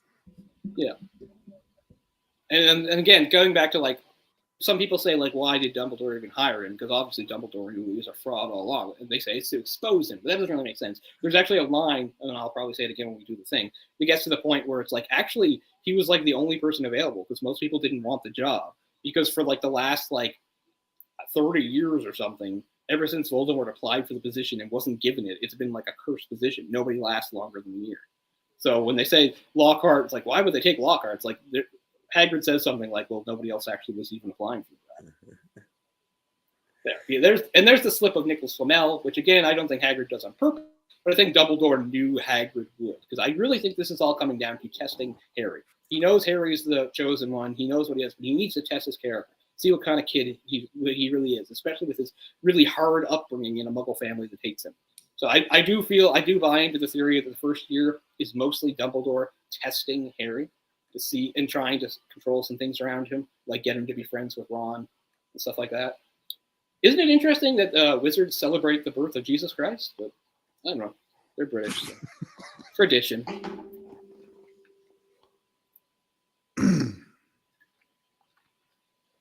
Well, happy Christmas, Cole. I like Christmas. I'm not Christian I know anymore you do. either, and I like We've Christmas. actually talked about it. So, I mean, I get it. You do the thing that you do. It's tradition. Anyway, you only see them. It's not like you see them doing any churchy stuff. So they just do it in sort of the bells and whistles of Christmas, which many stuffy Christians really don't like. Right? They're put the Christ back in Christmas. I get where they're coming from, but there was a big push against these movies when they came out for that reason. Witchcraft. Yeah, all those people people that take the Bible that literally are beyond any sort of intellectual redemption, so there's not any point in doing it. But yeah, these are evil books teaching witchcraft and the dark arts. I was it's not you're saying it's real. You know how insane you're sounding? Yeah, you're saying that stuff is real. As a Christian myself, I've often said that too, that it's, this is fantasy, this is fun, and you probably tried to say that about the Wizard of Oz at one point. It's just fucking fun. Yeah. I mean, people talk about the satanic panic of the 80s. I think we're kind of in a second one. It's just a little bit different because, man, I see a lot of stuff of these. And again, these Christian extremists saying stuff it's demonic. I don't. There's no point because I'll wind up. I don't want to offend people that aren't like that because I'll offend the entire thing across the board because I don't believe in any of it. But, so we'll leave it alone. But, that's exhausting. People that are just against a movie about fun witches and wizards and cauldrons and broomsticks, or they freak out every freaking Halloween and say, it's satanic to trick or treat. Like, oh my Well, and you made a point earlier. Honestly, they celebrate Christian traditional holidays. I think if you look that up online, even it's not like it's some. I just like that the idea is like if you believe in Christianity, I thought that meant that's the religion you believe in. You don't believe in other ones. But their reaction is like, I believe in Christianity. It's the one true religion. But I also think paganism is real, and I don't like it. Because they're like, because that's what they're saying. They're talking about, you know, if you go back to Halloween, Samhain, or whatever, you know, and the pagan rituals that actually predates Christianity, that the ancient Celts did and all that stuff. Like, they make it sound like that's actually a real thing that, you know, like demons and ghosts and all that is real, and you can invoke it through pagan ritual. I thought the whole point of being a religion is like, well, I believe this, I don't believe the other stuff. They're all like, I believe this, but I also believe in this crazy pagan stuff. I believe in it, I just think it's wrong. It's a little confusing, gets a little muddy. So here's one of the biggest parts of the whole series, is receiving his father's old invisibility cloak, with a note from Dumbledore, obviously, but we don't know who actually wrote it at this point. Says they're very, and he says they're very rare, which you really need to know, because it'd be like, is it a big deal to get invisibility cloak? This is World of Magic, so this is something that needs to be hammered down. It's a world of magic, but invisibility is a rare thing. Like Dumbledore's later going to, when he meets him at the mirror, you know, he says, I don't need a cloak to become invisible. That's actually proof of Dumbledore's vast power and talent. It's not something an ordinary wizard can do. And you need that kind of stuff nailed down. Because if you don't hear it, why would you think, oh, why would invisibility be a big deal for these wizards? They're casting all these spells. So you have to understand these types of things, or the rules all fall apart. So it's important there that Ron points out that invisibility cloaks are really rare.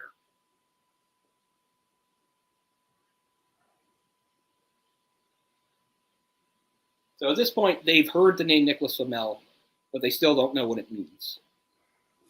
I don't even know how they find out, because they skimmed over the chocolate frog stuff on the train. Don't use God's rainbow that way, or that's God's rainbow. That's the kind of shit those people say.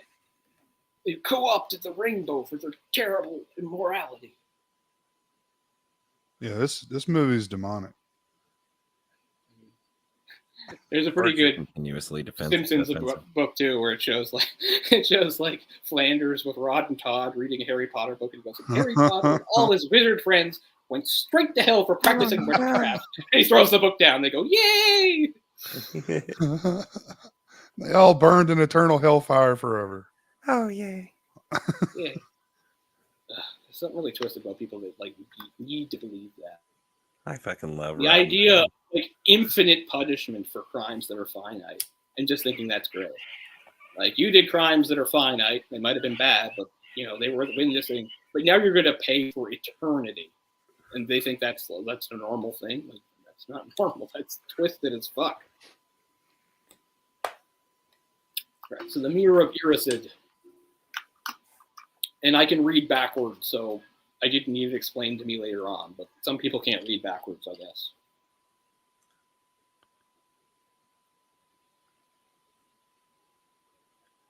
Americans aren't going to know what a wheelie bin is. Come on. This is a bit confusing. You don't want me as your enemy, Quirrell. He knows, he doesn't know that Quirrell is working for Voldemort, or the Voldemort's in the back of his head, but he knows Quirrell's trying to steal the stone. But his reaction is to keep it private between them and not tell anybody else. Why? Okay, Snape defender. Why is he doing this? Why wouldn't Snape just rat him out to Dumbledore and get rid of him, instead of acting like they're kind of maybe on Wizard's side where your loyalties lie? This all, again, makes Snape look incredibly guilty. We know he's not. But why take this tack? He does explain it later on. Again, not in the movies. If you want to talk about something that massively cut, okay, remember the intro for the 6th movie where he does the unbreakable vow thing, you know, and promises that, you know, he'll do Draco's task, and Draco's mom is there, and what's her name is there? Bellatrix is there. In the actual chapter of the book, Bellatrix grills him for like 20 minutes, movie by movie or book by book, asking, if you're on our side, why did you do this? And he gives answers for every single one, which is pretty good. And one of his main things, like he had no idea what Quirrell was up to. Like, he didn't know Quirrell had any association with Voldemort. He thought his story was, you know, he thought Quirrell was out for himself, and he couldn't trust him. Because she's like, why didn't you help Quirrell when he had Voldemort? And he's like, I didn't know, and Voldemort didn't reveal himself to me, you know. And she brutally takes him through each movie. You had a chance to kill Potter here. Why didn't you? And he always has a good answer for it. That's not in the movie at all, which I think really hurts it. But again, I get it. It would be a very long dialogue scene for a movie, but I don't know what you do. It's crucial information. So I think it really hurts the sixth movie that you don't have that long conversation, because it really explains the role Snape is playing and how he's able to balance things. So it's even in the sixth movie, you know, it's left it would have to, blown you know, his what's cover wrong. too early, though. I think you can kind of feel that by the end movies. Oh, and as I said, every explanation he gives her is good. It's enough to like somewhat convince her, because the whole thing is she's the only one that really thinks that Snape isn't on their side. Even the audience might think that. And I'll say another thing, again, it's because I was a little older and read them. There was no point in the books that I ever thought Snape was a bad guy. I hated him. I thought he was a prick. I never thought it. And when he killed Dumbledore, I didn't know the reasons why, but I knew. Dumbledore goes, Severus, please. And I go, okay, he's asking him to do it. You know, I always knew, because I thought Dumbledore throughout the books and movies, you know, they show he's fallible, he can make mistakes. But I said, the one thing they won't do is they won't have Dumbledore say, I trust Severus Snape, and have him be wrong. I knew they wouldn't do that. So throughout any of the books, even up to the moment he kills him, I know, okay, this is all part of some plan of Dumbledore's. There was never a second where I thought Snape was the bad guy, or that he was really a Voldemort supporter. Oh, I think I said earlier, definitely by book 3, or I mean by the third movie even, I was like, yeah, I know he's not truly a bad guy, but I might even had said. So when I say like the first movie, Snape, so I don't mean Snape's evil or on the bad side. I mean Snape's a complete prick, and Snape is completely unprofessional, and Snape does really stupid things that could have been handled much differently. I talked over the scene. Harry sees his parents. In the book, it's not a big deal, but Harry actually sees more than his parents. He sees like his entire extended family, which are also dead. So he sees more people. Here, Ron is seeing, you know, what he wants to see, that he's head boy, and he's shaking hands with Dumbledore. He's standing out from his brothers, because that's Ron's big thing. He's getting lost in the fold and not living up to how good his brothers were before him.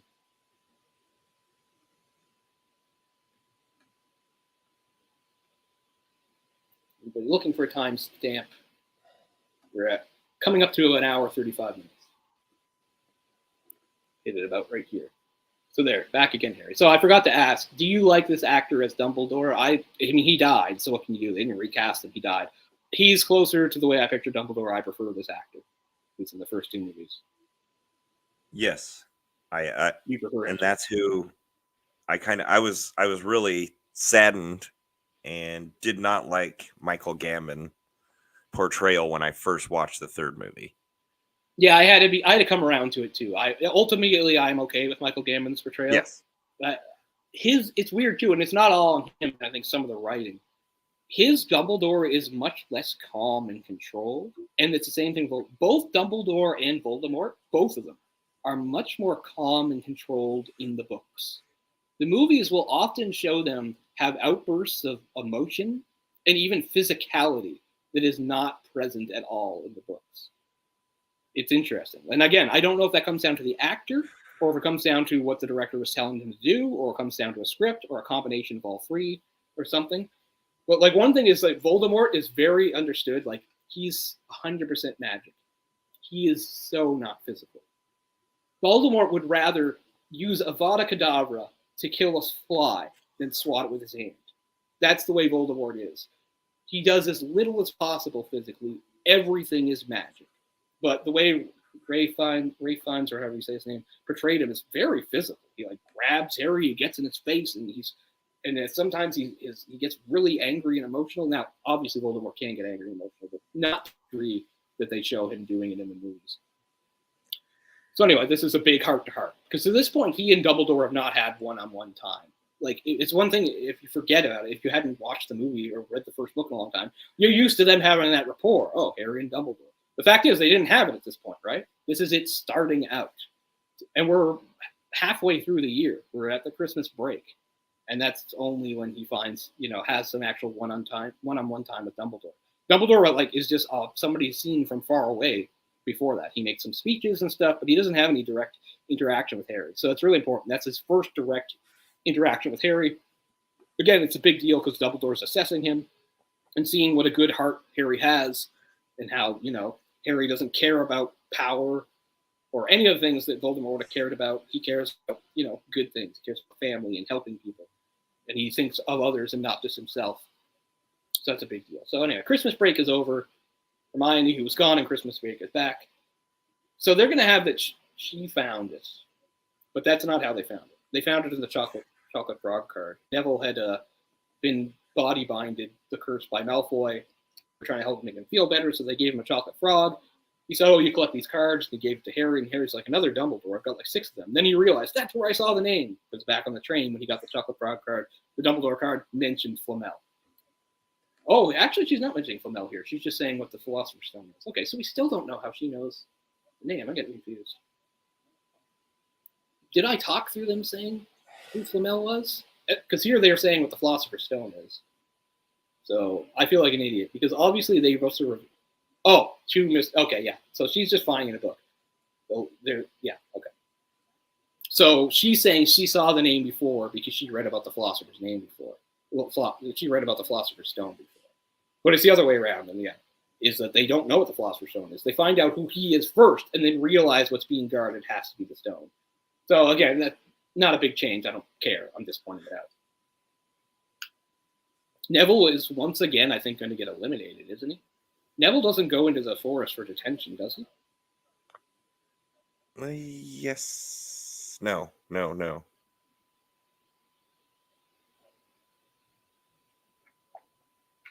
Here's a nice portrait of Ron. Ronald Weasley, age 11. Yeah, he kind of looks like one of the twins there. Yeah, because Ron is described as a little more tall and skinny and lanky, and the twins are supposed to be a little shorter and burlier.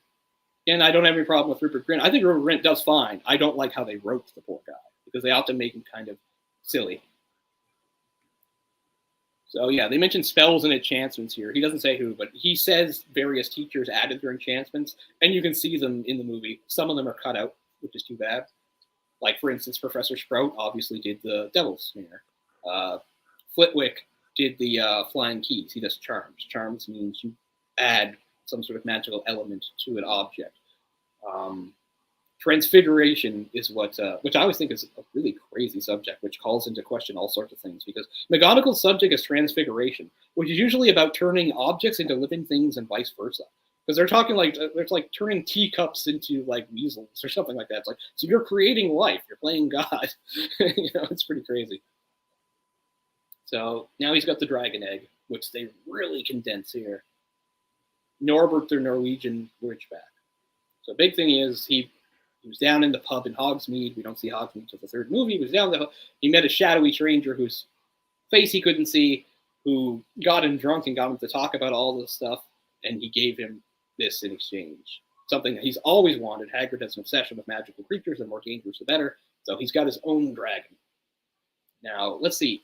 Did Malfoy see this? In the book, Malfoy spied on them and saw this and ran off to tell on Hagrid. Norbert. That's all he knows his money. In the book, he does. He refers himself as his money. Now, Ron winds up absent from the forest scene because Ron gets bitten by Norbert and has to go to the hospital wing because his hand gets all messed up and swollen. But I don't think they do that. I think they have Ron in the forest scene. I think they thought it would be more impactful to include Ron instead of Neville. But yeah, this is the main part of the movie I don't remember. I don't remember what... Okay, same thing. Malfoy saw it. He's going to go rat on him. Because it's illegal to have a dragon, in case anybody doesn't know. I know, guys. What are the rules of this crazy world? So much stuff is dangerous anyway. Why would they care about a dragon? But it's a rule. You can't have a dragon.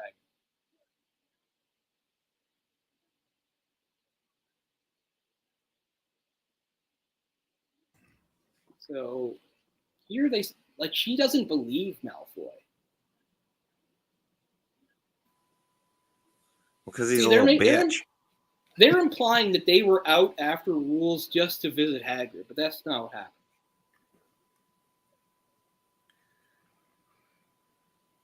Yeah, Jay, if you get a chance to because we are probably going to have some space in between doing these 8 movies. Watch it. I think you'll really have a good time without. And then, yeah, I've seen like half of this one, and I think I fell asleep about halfway through. See, they're really condensing things and making Ron, Hermione, and him look like idiots. Like Hagrid wouldn't let them be at at his cottage after dark if he knew it was breaking the rules. That's not how they broke the rules. They broke the rules because they knew more time spent happens. They know he has to get rid of Norbert or he'll get fired. So what they do is they write to Charlie, who is the second oldest brother in Ron's family, who worked with dragons in Romania. He writes back and says, "I will send some friends. They will come pick up the dragon and he can take it to me." And they arrange a midnight meeting on the top of the astronomy tower. They fly in and get it. Ron can't go. Ron was bitten by Norbert. This is the biggest change in the entire movie. Ron can't go. Ron was bitten by Norbert and is holed up in the hospital wing. So Hermione and Harry have to secretly go up to the thing. They use the cloak and everything, and it goes off without a hitch to start, but they get caught coming back. They're so excited they don't put it back on. Neville runs into them on a completely unrelated thing, and then Malfoy gets in trouble for supposedly lying about a dragon. Because that's what it is. Malfoy told on them, saying that there was a dragon. There's no evidence of a dragon. They think Malfoy lied. So actually, and Neville's there. So it's actually Malfoy, Hermione, and Neville. Ron's not there, and it's because they were getting rid of Norbert. And this, I don't think they do anything with Norbert. They just keep him. No, they mentioned that he's off, or he was sent to Charlie. Oh, they actually mention Romania. It. They don't show it. Okay, well, that's how they get caught, though. So they remove an entire scene, which is how they get caught. Harry and Hermione sneak Norbert up to the top of the astronomy tower. So when covertly some of his friends show up on broomsticks and they take him away. When they're coming back down, they forget to put the cloak back on. They meet Neville, and then they get caught. And Malfoy gets in trouble. And of course, in both versions, this is the most nonsensical punishment ever. You've been caught out of bounds after curfew. So we're going to punish you by making you go into an even worse place, the Forbidden Forest, which is forbidden all times, even in the daytime, at night. So, I mean, again, the plot has to happen. Couldn't have done it a better way. Like, can you imagine? There are 11-year-old first years being punished for being out of their beds past curfew. And their punishment is to go into a forest filled with dangerous magical creatures. No one's allowed in at any time. And the reason they're going in is Hagrid's trying to find out what's killing unicorns. I cannot think of a more dangerous task to send these children on. And that's their punishment. And the one adult supervision is supposedly forbidden to do magic. Yeah. Like, how's he supposed to help you? So, and in both things, he's going to split them up. So, again, the main difference here is Ron is here instead of Neville. Again, maybe it's me watching the movies before I read the books, but I'm cool with it. I think this. I get it because Ron's the more important character. I think it's better to have him there. I get it. The other thing is they actually split up twice. He splits them up. Malfoy goes off with Neville and Fang, and Ron has Hermione and Hagrid has Hermione and him. They meet they also meet the Centaurs twice. They meet the Centaurs, have a weird talk with two of them. They talk with Bane, who's the mean one, and they talk with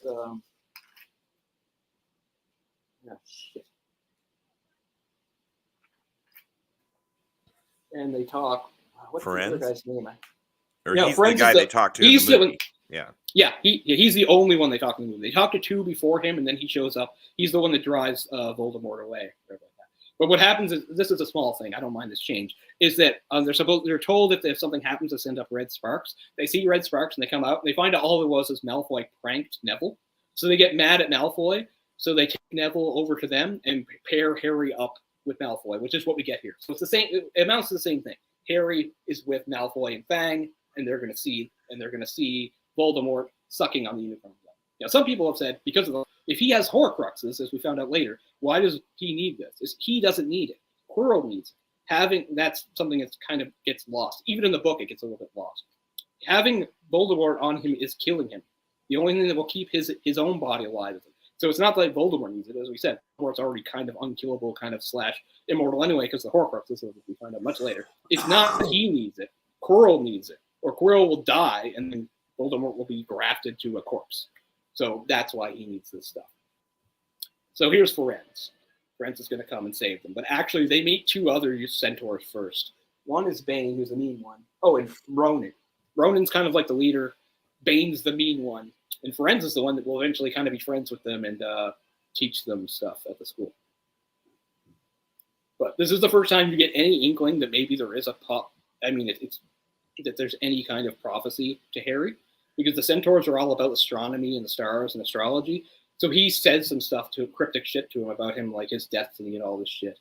But I don't know what he says in the movie exactly. He's just saying it's not safe because there's an evil creature here drinking unicorn blood. What was that thing you saved me from? And this is where he first finds out that it was Voldemort.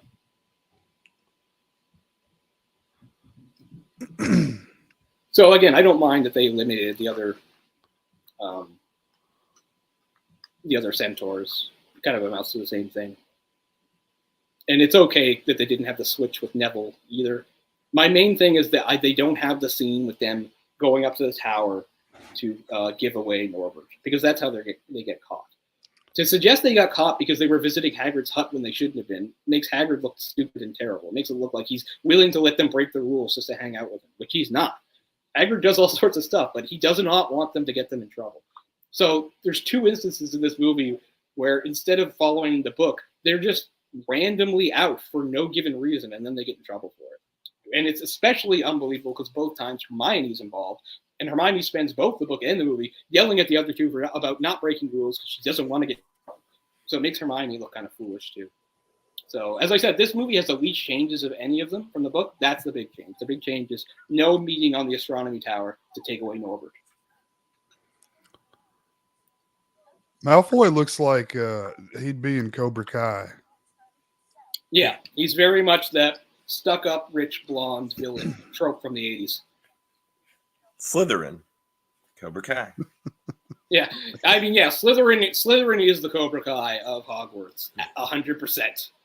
And Snape is Joe Piscopo. Snape is a sneering rogue Joe Piscopo. He doesn't say sweep the leg. Instead, he's just like famous Harry Potter. Yeah. Your father was a jerk. Sweep the leg, laddie. That's what. If anybody in this movie said sweep the leg, it would be Oliver Wood. Because Oliver Wood is like a crazed, win at all costs Quidditch captain. He would totally be telling. I assume he always tells like the Weasleys to like be especially like brutal when they're like docking the bludgers around. He's like, get that fucker, knock him off his broom. I love the courtyard and everything. I like that Ron's got his tie open. Oh, this is also the first time we find out about Harry's scar will burn when he's close to Voldemort, which is a thing that occurs through everything. This is the first instance of that. So now we're going to follow the books quite closely. The only thing is they cut out a couple of the challenges. Yeah. So now they're putting it together that he spilled the details on Fluffy and how to get into the area. You know, who the mysterious person that gave him the dragon's egg, you know, pumped him for information, and he drunkenly, stupidly told them. Oh, see that little flute he's playing? That's what Harry plays in the book to put Fluffy to sleep.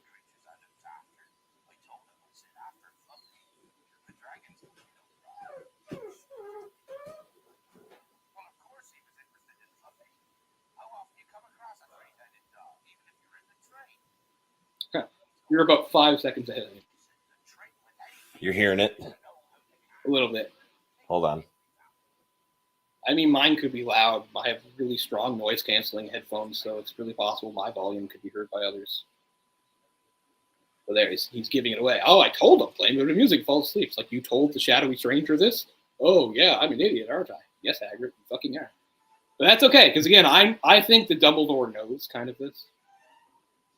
I don't buy into the Dumbledore knows everything at all times, but I do believe that in this first movie and book, he knows most of it. So at this point, Dumbledore's away. An urgent owl from the Ministry of Magic. Quirrell faked that to get him away. Because this isn't bad writing here. Because it's like, how do we get the movie? Like, they do try to do the right thing first. They tell McGonagall, we think, you know, it's in danger, it's been compromised. And she just doesn't fucking believe them. So it's not like they just blunder into it without trying to do the right thing first. They do try to do the right thing, and nobody believes them. Also, it's kind of downplayed here that they actually lost a ton of points. Besides their detention, they lost a ton of points for Gryffindor, and they're actually being openly shunned by all the Gryffindors, including the rest of the Quidditch team, because they had been ahead for the House Cup, and now they're like at the end. They're in last place. Well, I think when they were assigned detention, didn't McGonagall say each of you? Oh, she does in the movie. I'm just saying it doesn't. Oh, okay. Yeah, she does say that. I'm just saying they don't stress it in the movie, but it's stressed in the book that like they're being shunned by all the Gryffindors at this point. All the Gryffindors are pissed off at them for costing them all those points. Up to something. Right? Yeah, because that was like 150 points taken off just because all three of them.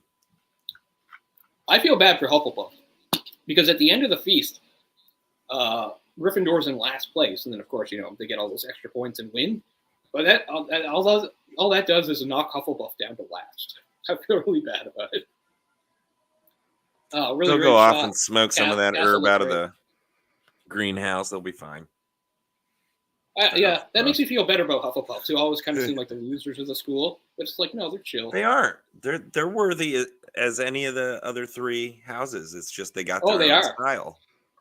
That's another thing, and I'll talk about it when we eventually get to it too. It's another thing, like why people are so pissed off at Harry during the Goblet of Fire stuff, is because he's stealing Hufflepuff's thunder. Because Cedric is like the best thing to come out of Hufflepuff in like a generation. Like he's like awesome, right? He's the handsomest guy at school. He's a really talented guy. Everybody loves him. And suddenly, Golden Boy Potter's there again. Like the Hufflepuffs really hate it. I'll talk about it again. So that's one thing that you don't really get across in the movie. You see some people are mad at him and wearing the badges, but it's stressed that the Hufflepuffs are really pissed because it's their one time in the spotlight, and Harry's like messing it up.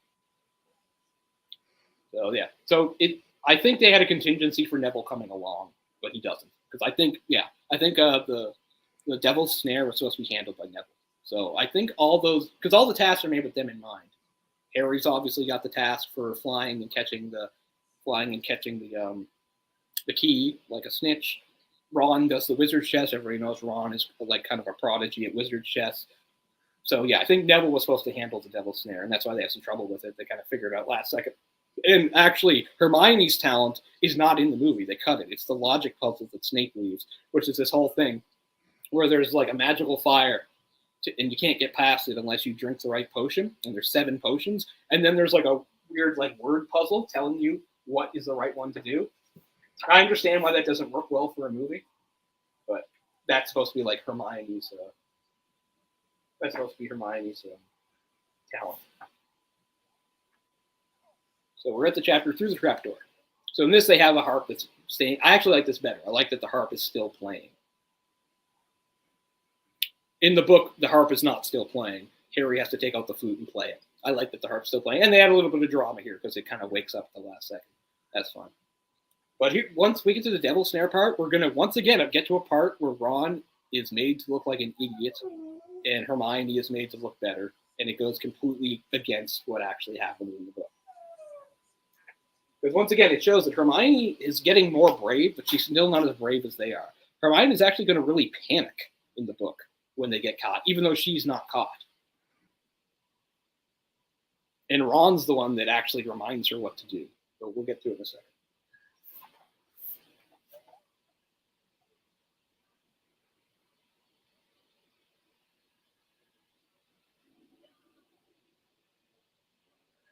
Yeah, a little more dramatic having Fluffy wake up. Why not?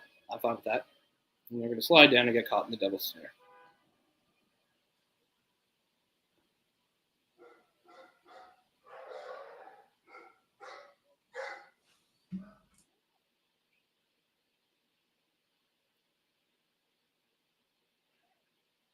All right, getting caught in Devil's Snare, not good.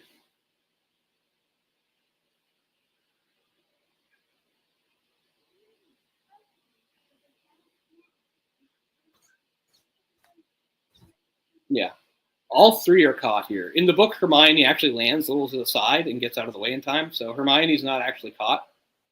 Here, she just stays calm and drops through, which is a little bit different. Yeah, this is good. Yeah. So she's saying don't struggle and you'll just drop through. That's not the stakes in the book. The stakes is it will hold you and strangle you. And what actually happens is she's free and they're not, and they're all freaking out.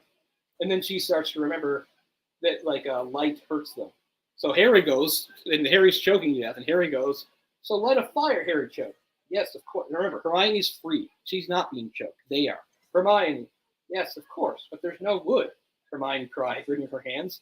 All caps. Have you gone mad? Ron bellowed. Are you a witch or not? Oh, right, said Hermione. And whipped out her wand, waved it, buttered something, said a jet of the same bluebell flames she'd used on Snape, blah, blah, blah. So there. It shows that like Hermione is not doing well in a high pressure situation, and Ron has to get her together. But again, here Hermione just knows everything, and they get through because of her.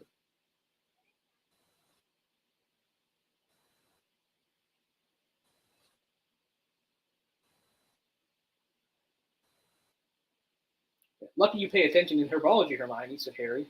Yeah, said Ron. And lucky Harry doesn't lose his head in a crisis. There's no wood, honestly. So yeah, Ron really berates her for like freaking out and not. You know. Here's the fall. Fall.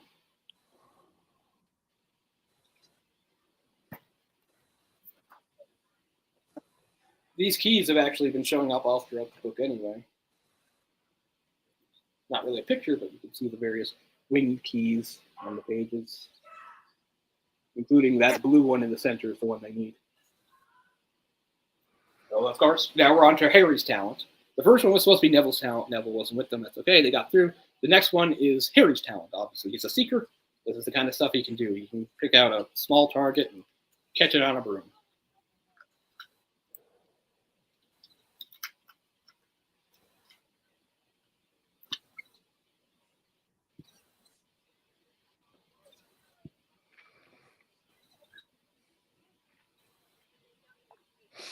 We're still going, right? Okay, good. I had a horrible moment there where I thought I like ended the stream. That would be good.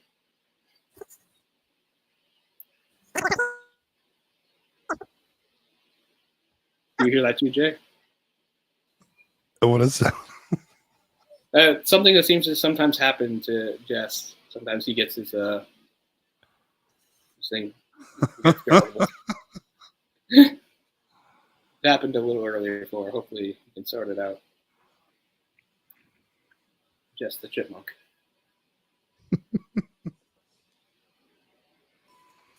Can you hear me now? Yeah, no problems. Good stuff. So on to the next. I do like this added bit too. That like I had to get through the door before they all get like destroyed by the keys. Harry Potter. Harry Potter. Harry Potter. So now we're at Ron's talent, Wizard's Chess.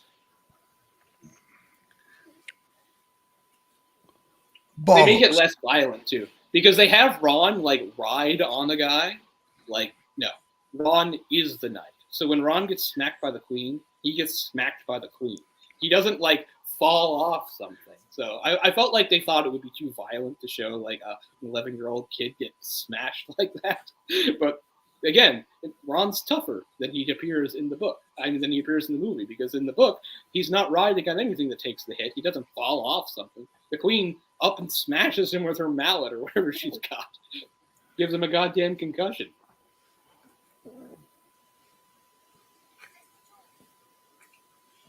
I wish I was better at chess. I mean, obviously the best way to get better is to practice, and I never play. I mean, Orc used to beat me all the time at chess. We used to play it online sometimes. I just don't have like the right patience for it. My dad tried to teach me to play when I was little, and I couldn't grasp. I've always known how to play. I'm just not good at it. Yeah. I mean, there was a time years ago when I was in the hospital for like about a week and a half, and I played. That's probably the time in my life I played chess the most. I played chess every day there, and I don't think I could beat anybody. My mother would come and visit me. I couldn't beat her. There were other people on the ward. I couldn't beat them. I would just lose to everybody. Older people, younger people. Yeah, see, Ron's actually riding the knight, but in the book, there's just empty spaces for the three of them to take the place of. So when Ron takes the hit, he literally takes the hit. But I think they thought, that's too violent. We can't show this giant chess piece smash a 10-year-old in the head. 11-year-old, whatever.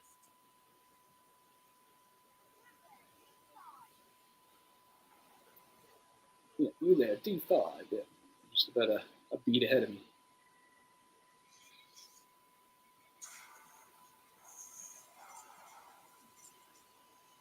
The pawns are pretty badass. They're like double sworded warriors. I've never seen that.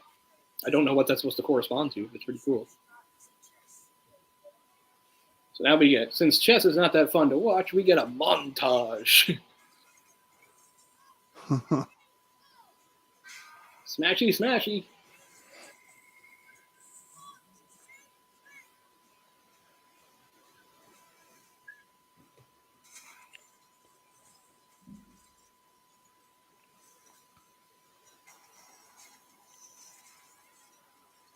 Morning Star. Pretty cool. In some ways, this is more brutal, but it's only because it's happening that. Because like in the other, they just get knocked out and then get dragged off the board. In this, they're getting destroyed. So that's the other thing. If you're going to set it up this way, then obviously if they hit Ron directly, he would just die.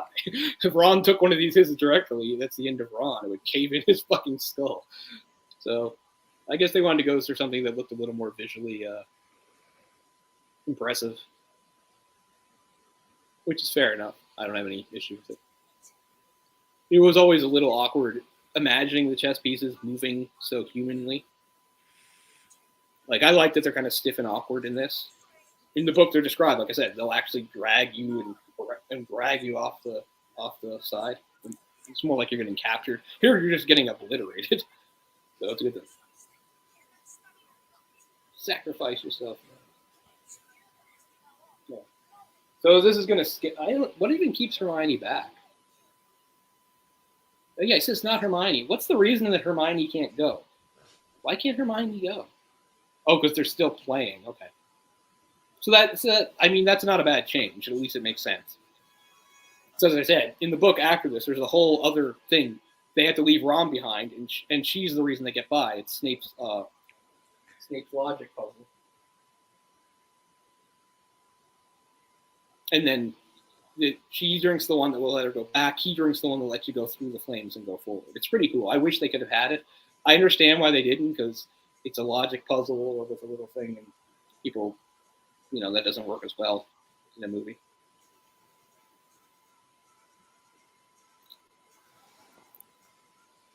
It's a pretty long thing, too. I was going to read it, and I realized it's too long to read. But the whole point is there's 7 potions lined up, and then you get a few lines, and it explains kind of what each one does, but it says like the one next to this one does that next to this one. It's one of those things. It's like actually, ironically, it's like the chess piece puzzle in Resident Evil 2, where they'll say the pawn is next to the rook, which is across from the queen, but not beside. You logic it out that way. It's that kind of logic. But anyway, so. That's what happens in the book, is that Ron gets taken out, and they have to go on without him. She is able to go, and they do the thing. She finds the right potion that allows you to go back. He finds the potion that lets you go forward, and that's why Harry is able to progress into the final room alone.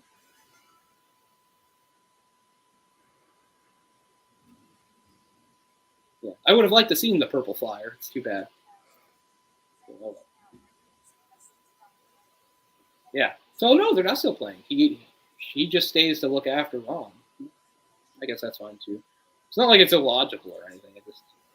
In the other one, like, he literally was the only one that could go forward. There was only one potion to go forward. So he drank it, and she drank the one to go back. This is not in the book. This line about books and cleverness and how friendship and bravery are better. She doesn't say that.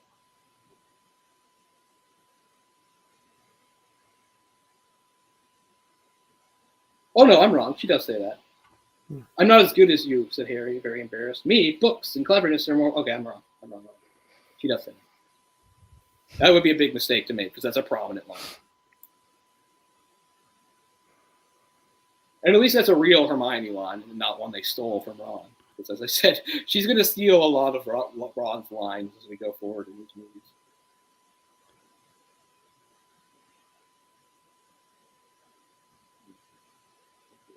So what we find out here eventually is it's kind of like the Indiana Jones and Raiders of the Lost Ark thing, which is one of my favorite movies of all time. But when you examine it, you realize that nothing Indy did really wound up mattering.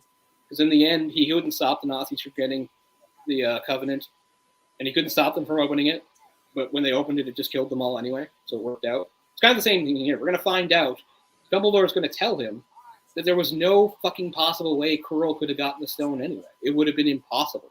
The only person that could get the stone was somebody who only wanted to take it but not use it. So he would have just stood there until Dumbledore came. So again, it's more of a test for Harry than it is Harry actually saving the day. Quirrell cannot take the stone. What we find out later is it's physically impossible for him to take it. But of course, he could easily kill Harry. We find out the weird thing that he can't touch him, but he can obviously take out and kill him. So this is a little different too, because Harry actually blacks out, and we don't see what happens to Quirrell in the book. Here, obviously, we see everything. Because again, they're following Harry's point of view. If Harry doesn't see it, we don't see it. They do stray from that every once in a while, but very little. Usually we only see what Harry sees, and the only people we ever get their internal thoughts of is Harry. We never get inside Ron's head. We never get inside Hermione's head. We only know the things they say. We don't know what they think.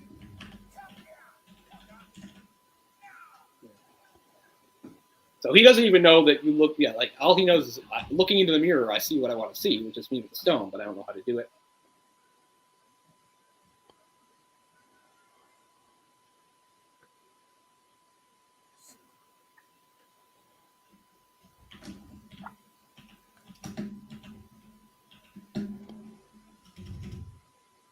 Lie, yeah. So he sees that he's already got it, which is pretty cool. I like it. This is the final chapter, The Man with Two Faces. There are 17 chapters. Here's the start of the reveal, by the way. It's him turning around and starting to take the turban off. See the evil eye. It's pretty cool.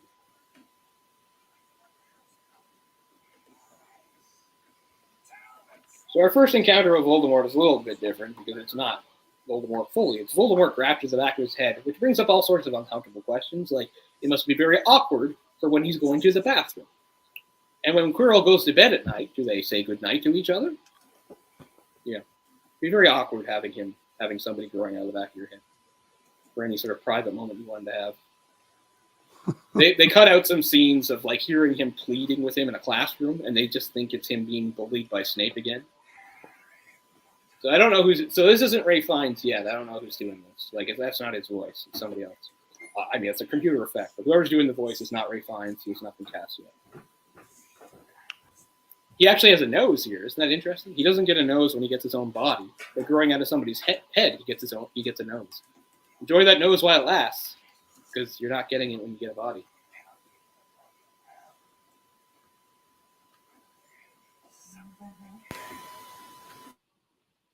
Luckily, climaxes get better. This is kind of an anti-climax because it's almost like Harry couldn't possibly lose, but that's okay. It's not bad for a first book or a first movie. I wanted magical purple flame. I don't like normal flame. I wanted to see magical purple flame.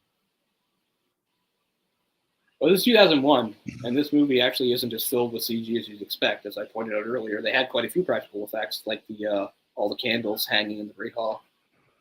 Real candles on fishing line. He's even mentioned his parents. Stupid parents. Yeah. Yeah, Orc says he was in 7th grade. I was graduating college. When the first movie came out? When the first movie came out, yeah.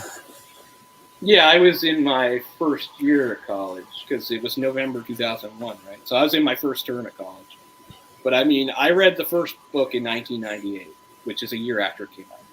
So I wasn't a kid. I was like 15 when I read the first book. I was a little older than the target audience. Man, they really fast-tracked that book, didn't they? Like that's pretty quick for a movie to be made after a book's written. Well, I mean, she was pretty fast initially because by the time the first movie came out, 3 books were out. As I said to Jess earlier on, when I was in grade 11, which was in 99, 2000. It was in 2000. I was in a law class in high school. And we were talking about the phenomenon the books had become and how a movie was in the works. So yeah, that was in 2000. So we already knew a movie was in the works to come out later in 2001, and 3 books had already been come. So yeah, so there's the whole thing that he can't touch him. So Harry very quickly realizes, okay, I'll just make contact as much as possible, so he can't use. See, that crumbling is not on the book. They have him actually falling apart. Okay, yeah. I think I'm actually in sync with you guys now. Yeah. Jess is about 5 seconds ahead of me. It's very close. You still hearing it? Sorry. Yeah. See, it's weird. Like, they don't actually say what happened to Quirrell in the book. Like here, and I mean, they have to show us something, so I get it. In the book, Harry realizes he has to maintain contact with him so that he won't take out his wand and kill him. So he's grabbing him. And he hears Quirrell screaming in pain, but Harry can't keep it up either. It hurts Harry too. Harry starts to pass out just as he feels somebody come up behind him and pull him back. He finds out in the next scene that was Dumbledore pulling Quirrell off him. And what's really weird is he doesn't say what happened to Quirrell. Here we actually see Quirrell like fall apart and then like, I don't know, the spirit or whatever of him vanish.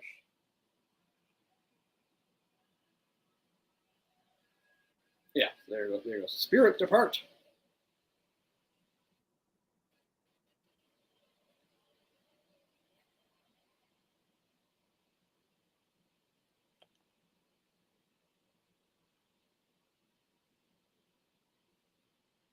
So is this where he gets the scar? No, he actually had the scar since he was a baby. This all comes back to when he was on Halloween, when he was 1 year old. And I'm giving stuff away. I don't mean to ruin stuff for you, Jay. But the whole thing, because we don't know early on, we have no idea why Voldemort attacked his home. Like, all we know is that Voldemort, at the height of his power, Voldemort was like really powerful. He had all sorts of followers. People were scared and hiding. Voldemort came to his home, murdered both his parents, tried to kill him, which gave him the scar. It didn't kill him, and for some reason rebounded back on Voldemort and like took away his body, so the people thought he was dead. That's why he doesn't have physical form here. 10 years later. But the whole thing is, it was a mystery. People didn't know. One, they didn't know why he wasn't able to kill Harry, and two, they didn't really understand why Harry was a target to begin with, or his parents. His parents were in a secret order called the Order of the Phoenix, which were people who fought against him, but there were plenty of people in there, and they didn't understand why Voldemort set it up. Much later, we find out there was a prophecy that Harry was a child born with the power to kill him, that he found out about. So he was trying to stop the prophecy by killing Harry. And the reason he could kill Harry was because of some weird kind of magic of the power of love bullshit that his mother enacted that would protect him.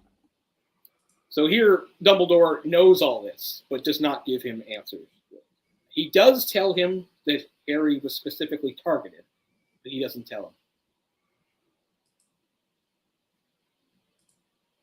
But it's weird in the book, he doesn't really say, hey, what happened to Quirrell exactly? Or if he did, I don't remember.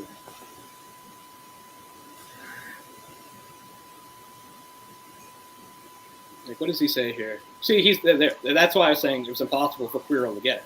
It was impossible for Quirrell to get it. You could only take the stone out of the mirror if you had in your heart or whatever the desire to take it and not use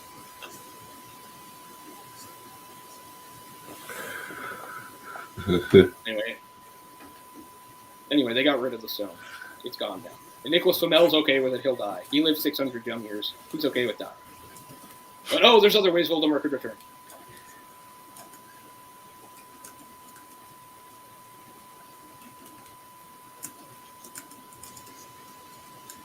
Okay, so we just jumped ahead to the mother part. I'm looking at the scene in the book.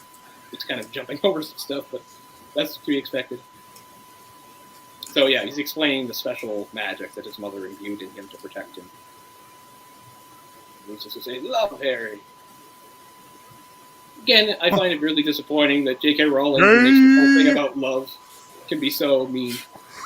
She has this whole thing about love and acceptance and not needing to have special blood to be right, and yet she's so mean.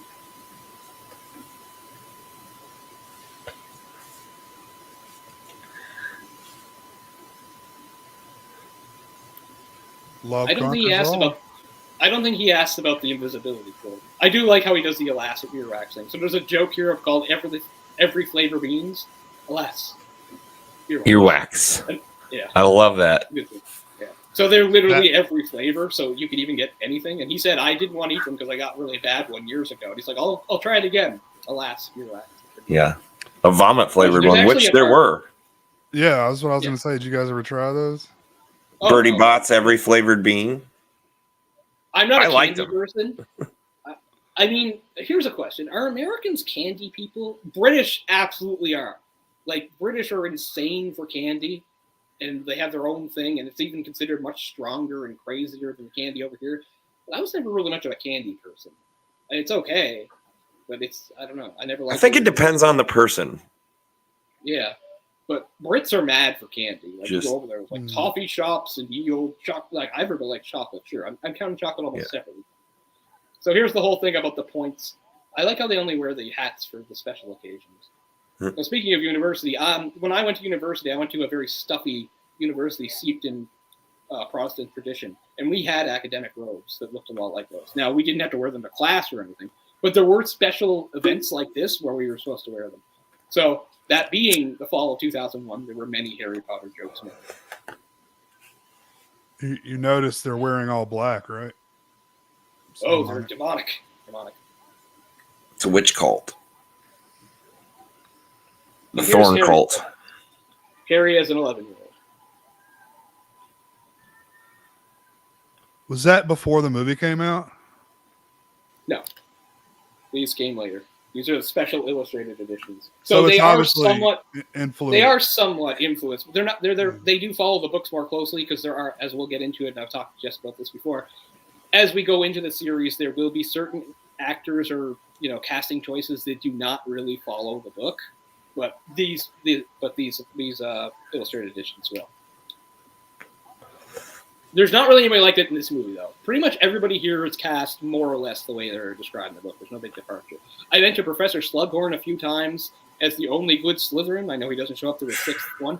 But Professor Slughorn is completely different physically in the books than in the movie. I don't mind, because I really like that actor. You guys know him. I don't remember him, but we've seen him all sorts of stuff. He's a really funny guy. But he's a completely different physical description in the book. In the book, he's supposed to be really fat and have a big walrus mustache and everything. But anyway. So there are a few times where they do that. Bellatrix Lestrange is very different. Not just the way she looks, but the way she acts. We'll get to it when we get to it, but I mean, everybody likes her. Who is that? Johnny Depp's friend. Helen Bonham Carter. Yeah. I don't blame her entirely because, again, it must come down to everything. But I hate that portrayal of Bellatrix. It's nothing like in the book. She plays it like she's like completely insane and losing it and flipping out all the time. In the book, she's very calm and controlled and almost seems like have dead eyes. But they make her a laughing lunatic in the movies for some reason. So anyway, the extra 10 points from Neville for standing up to his friends gives them the House Cup, which is nice and all. Everybody's happy that they win and that Slytherin doesn't get it, but it also has the effect of knocking poor Hufflepuff down into last place. So again, they skipped over the Quidditch here. They don't mention that he missed the final. So people are wondering, like, that's kind of a dropped plot thread in the movie. Like, what happened with Quidditch? What happened? They didn't win. They lost. Harry couldn't play because Harry was in the hospital wing, and they lost. So the streak of futility continues for Gryffindor. They haven't won since Charlie Weasley was on the team, which is some years ago, Charlie Weasley being somewhere in his mid-20s at this point. So that's kind of funny. They all celebrate for the House Cup. It shows the low stakes of the first movie, right? Like later on, no one's going to give a shit about the House Cup. We got bigger problems going on. In fact, this is like the only time they show up, and at the start of the year, Dumbledore doesn't have to give a speech about how they're all in grave danger for some reason or another. I mean, that's basically how a default setting for like every year after this. It's like Dumbledore comes and says, I'm afraid there's an escaped lunatic out trying to kill people. Or there's a super deadly tournament. Or eventually, even though the papers tell you different, Lord Voldemort has returned and he wants to fucking kill you. Yeah. I was kind of thinking and looking forward to like each movie at the end having that ending ceremony, Yeah. Who wins the They cup? kind of get less. They kind of get less and less. Well, in the books, they still mention them, but they get less and less important, which is why I understand they kind of. So here's that scene in the book.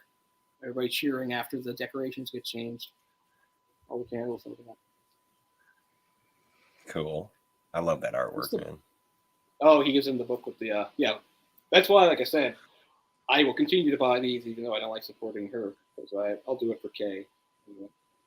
Jim Kay's a wonderful artist, and I really not. It's a great style, also. Like I said, and you'll see them going forward. Like he uses a really variety of different styles. Some are paintings, some are like sketches, and the way the colors go. Some are more abstract, some are very detailed. It's great stuff. He's just a great illustrator. One of the best Britain's got, for sure. There's the ending. Always threatening that, and that's more or less how it ends too. About like how you have to go back to the abusive house with the muggles that hate you, but you can pretend to threaten them with magic because they don't know the rules. I do, but your cousin don't. See, this continuity's bullshit because that dragon burned off a good bit of his beard. I know. Yeah, but you could hide it. Not going home. Not really. Was it? I mean, they did really right with That those three. Those three are great. I'm really glad that they didn't have to recast them. That all three were there for the long haul. It really helps the movie to have. They're sometimes called the Golden Trio by fans. Harry, Ron, and Hermione. So, good casting. I mean, the acting's not great. They're just kids, but they get a lot better as they go. Oh yeah. It doesn't take me out of it or anything like that. You know, this is literally a lot of their first acting jobs and stuff. They did great stuff. As I said, this is the biggest change was the whole thing about Norbert being taken by Charlie's friends. That's not in the movie. That's the biggest thing they left out.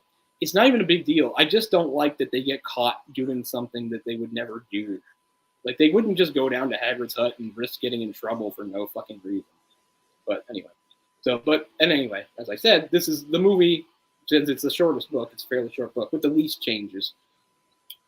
Chris Columbus. I will have things to say going forward, like, there you go, Steve Close, who loves Hermione. But I really think it was great that Chris Columbus directed the first two. He was definitely the right guy to start it off. Yeah, it had a lot of different directors, didn't they, for the movies? I think, didn't David Yates do all of them from the fourth on? Oh, is that right? Okay. No, not the fourth. He didn't do the fourth. It was either I did the fourth. I think the sixth on, fifth or the sixth. The fourth was must at least be fifth. Mike Newell or some Newell.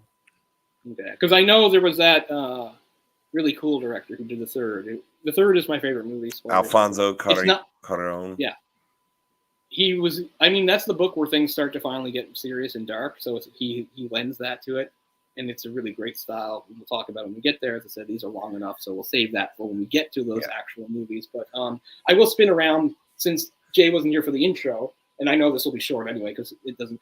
But I mean, we both sort of said what our history with this series was and when we came into it, and I know yours is very limited. So Jay, if you could just say, when you first heard about it and when you first read or watched any of it, or any of that.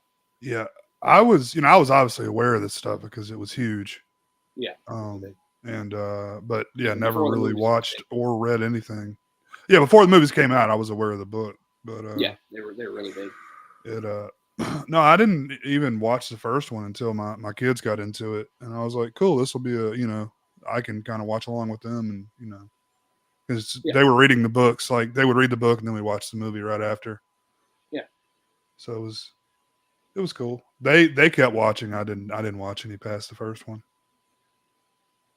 I do think they get better for the most part. Yes. As I said, the fifth movie is my least favorite movie, but I do think it's a good book. Second one is actually mine, I think. Your least favorite movie? Yeah. Order and possibly the fifth is the longest book. The seventh book is the last book, the one they split into two movies, but the fifth is still actually the longest book, and it's the shortest movie. So yeah, the movie feels the choppiest to me, or did at the time of the movies. It's absolutely choppy, and especially if you read the book. So you read the book, and I hadn't read the book, so I can't wait. I mean, it's going to take us a while to get there, but when we get there, I'm going to be talking a mile a minute for the fifth, because the fifth one just butchers it. It butchers it. And that's the one that had a different screenwriter. So that's some of his fault, I would assume. Because, I mean, by then, they're pretty used to having fairly long movies. Like, why would the longest book be the shortest movie? Does that make sense anywhere? And it's not even stuff they cut. Some of the stuff they adapted and changed bothers me. Like, there's no point in saying it here. We'll talk about it later because honestly, I had the friends who were book fans complain, I think, more about the fourth movie, but we'll get to that too. That's my favorite book. So it's interesting. The third movie is my favorite movie. The fourth book is my favorite book. So I have a lot of problems with the fourth movie too, but they still do the good stuff. So it's up there. So that's probably my second favorite movie. It's like third, then fourth, and then I'm not really sure how it goes. But 5 is at the bottom. But that's the next one for me. My least favorite book is the last one. I don't like the last book. I don't like how she wraps things up. I don't like where she eventually takes the story. I like the book. I just don't like how hard she goes against the gays. She erases them. And anyway, I like Cadbury. I did. We're not going to bring it up a bunch of times, but I said since this is my channel, I did have to say something, and I did go on record saying that I can't like her or support her anymore. I really don't care for her bigotry and her snobbishness and her fake feminism and her fake politeness, and it really bothers me. Damn it, Jay. Yeah, so, but anyway, that's not, like I said, that was the elephant in the room. I had to address it. It's on my channel. I felt I still really am going to like the books in spite of her. I will enjoy the movies in spite of her, just like people like Daniel Radcliffe who certainly don't support her bullshit either. So anyway, I said my piece there. I won't have to say it later. Like Sweet Hurts. Oh, it's brought up, but yeah. Like when I'm pointing out like problems she has as a writer, it's not to get to dig in at her or anything like that. It's not that at all. It's just, as I said, obviously I like the books a lot. I like the movies a lot. When I'm pointing out problems, it's just more or less for the fun of it. There's stuff she does really well, and then there's stuff she doesn't do as well. And it's okay to point things out and flaws and things like that. And I guess we don't need to bring up Mr. Tim Hunter anymore. But we all know that Tim Hunter has been around since 1990. And the similarities are very strong. But anyway, Neil Gaiman's a chill guy. He doesn't mind. Damn. So did you ever, I don't know if we got an answer, Cole, try that Bertie Bott's every flavored jelly beans? No, as I said, I was aware of them. I'd seen them places, but I wasn't going to take the risk. And I'm not a candy enthusiast, is how I say it. I'm not a candy enthusiast. Oh, man. It's funny. Sometimes you'll see me wearing so a lot of my videos, I have a couple shirts from a famous candy store around here called Freak Lunchbox. You've probably seen me wearing the shirts. I like their shirts, and I like to go get sugary drinks there. But I'm more of a drink person than a food person. So yeah, I've seen a lot of fancy, specialty store type candy that people like. I see it, but I don't buy it. So I've seen the Harry Potter stuff. It's not my thing. Speaking of fantasy books and treats and Brits and weirdos, do you remember being a kid and reading Narnia and reading the first book and how much one of the kids, I can't remember which one it was, Edward or whoever, no, it wasn't him, it's the younger one, was obsessed with Turkish Delight and how the White Witch seduced him with Turkish Delight. And then we're all like, let's try Turkish Delight. And we tried it and it's fucking awful. Yeah. What is it? It's like a fruit type thing, isn't it? I haven't had it in forever. I don't even know how to describe it anymore. I just know it's really bad. It's this was the best the candy was in the 40s or whatever. Yeah, exactly. We've made some candy breakthroughs since then, thank God. Because this was the best stuff. Turkish Delight. I mean, I couldn't even eat it now because I don't have enough teeth. It's a really chewy substance. I remember that. It's really chewy, which I'm not great at dealing with. I can't do it any too chewy or too hard. I don't have enough teeth anymore. I don't have the back teeth to deal with it. I bought some cereal the other day, and I was just because it was a special, they made that series about the Addams family, the Wednesday series.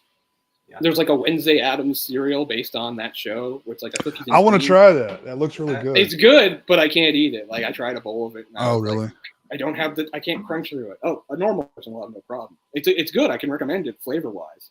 It's a lot like Count Chocula. If you ate Count Chocula, it's a very similar thing. That would be up your alley, Jay. Yeah. It's a cookies and cream. It's a cookies and cream thing. Have you had it?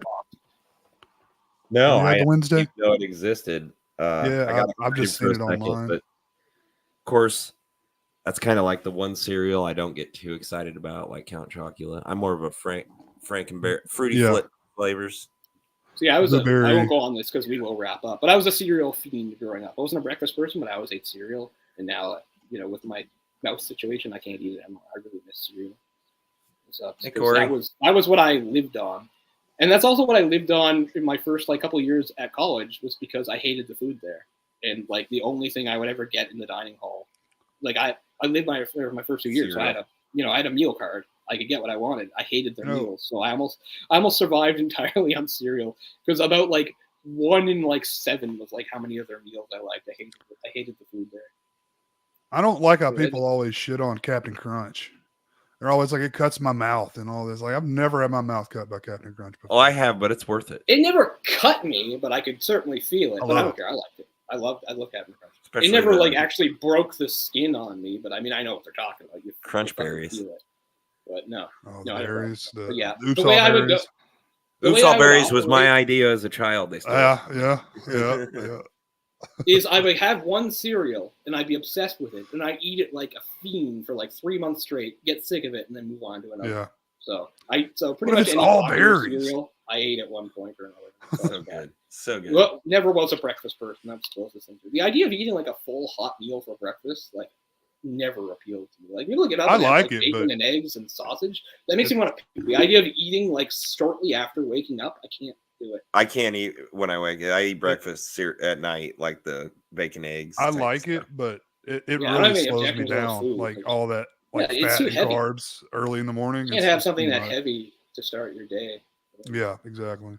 I get that breakfast is important, but I've been surviving without it. But anyway, thanks so much. I'm glad that Jay was able to make it, and if you want to keep being part of it, that's cool with me. That's no problem. Absolutely. Like I said, we'll probably have to space these out a little because they're kind of ambitious and they do take a while to do, but they're a lot of fun.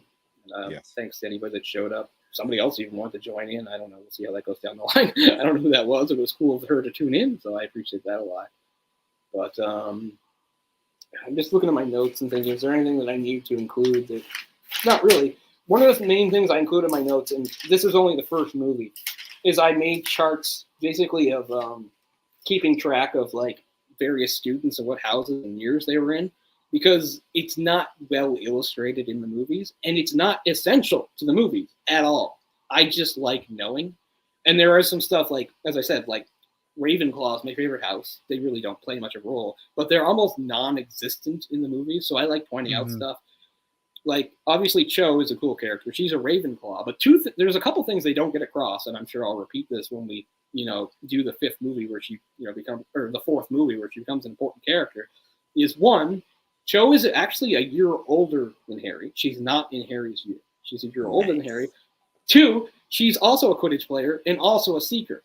Technically, her first canon appearance is in the 3rd book. He plays against her in a Quidditch match in year 3, and she's the opposite Seeker. So she's not said to be like particularly great or anything like that. But anyway, I always felt bad that like Cho in the books, in the movies, they reduce her to so much to like almost nothing. They also make her the one that tattles on them, and that's not true. She does not tattle on them. Her friend tattles on them, but the movie eliminates her. So anyway, I'll go as we go. It doesn't matter. But that's one of the main things I was taking notes on, was trying to remember. I'm pretty good at remembering, but having it at my fingertips is like who's in what house and what relation they are to each other. The other thing too is like Harry. It's understood who Harry's friends are, but one of the things I like about the books is it explains who other people's, like how their friendships work and stuff. It's not essential. You don't need it. And it's not really in the movies, but I like it. One more quick thing is like, again, the same movie where remember they go to the prom, they go to the Yule ball with the Patil twins. One of in the movie they have both of them in Gryffindor, but that's not true. Even though they're twins, Padma is not a Gryffindor. She's also a Ravenclaw. I know that's not a big deal, but that kind of stuff matters to me.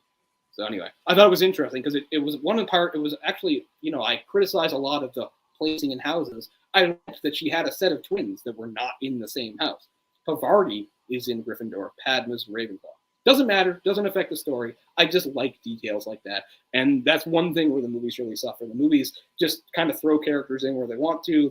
They'll put the Slytherins in to create drama when they aren't actually there. Manufacture conflict and all that. And I know it doesn't matter in the grand scheme of things. But it's something that I do think is a strength of the books, is that the characters are well thought out and well kept track of. We know that Seamus and Dean are like best friends, just the same way that Harry and Ron are. And we know that Pavarti is friends with Lavender and stuff like that. I get it. It doesn't really matter, but I like it. No point. Anyway, this is all stuff that can show up later. I was just talking about I made copious notes. That's something I also wrote down with staff so I would have it and stuff like that. Anyway, we're coming up on 3 hours, and we'll try to keep it as high as we can and stop there. So this was a lot of fun. I know I talk too much, but that's what you're in for. And yeah, this was something I'd been planning over a year ago before I even knew who I was going to do it with. But I always knew I needed somebody. It wouldn't work if it was just me. So I'm really glad that, Jess wanted to do it and is a fan. And Jay's here in sort of an advisory capacity, which I like. And then he's just sort of observing things. But you can get, I don't know. If you have the time, maybe you can get more into it as you go. I'm not giving anybody homework or anything like that. All this crazy stuff I put myself through for this, I'm not saying anybody do it. It's my channel. It's how I want to do it. So I'm going to make notes. I'm going to read the book the day that I do it or whatever, because I can, or at least as close as I can. So that's what I'll do. But anyway, yeah, I've got there's the old DVD. I've got the old DVD of the first 3. After that, I've got Blu-rays. But I'll explain some of the stories behind those later on as we get there. But yeah, I've never seen that the whole collection set. Yeah, I've seen a set that looks like that, but it had a different cover. Yeah. that's good.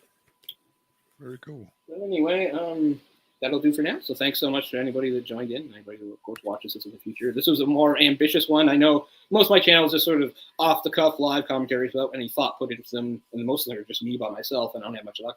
This is the opposite of that. This is a lot of planning and care, because these are big movies that I wanted to say a lot about. I'm really glad that I have Jess and Jay to bounce that off with. So it's not just me, so that's a lot of fun. So Well, thanks thank so you much. for having me. Keep an eye out for the next one, Harry Potter and the Chamber of Secrets. It would be great if we could do it sometime in October. We'll see. October's a busy month for a lot of people with channels and stuff, so I don't know.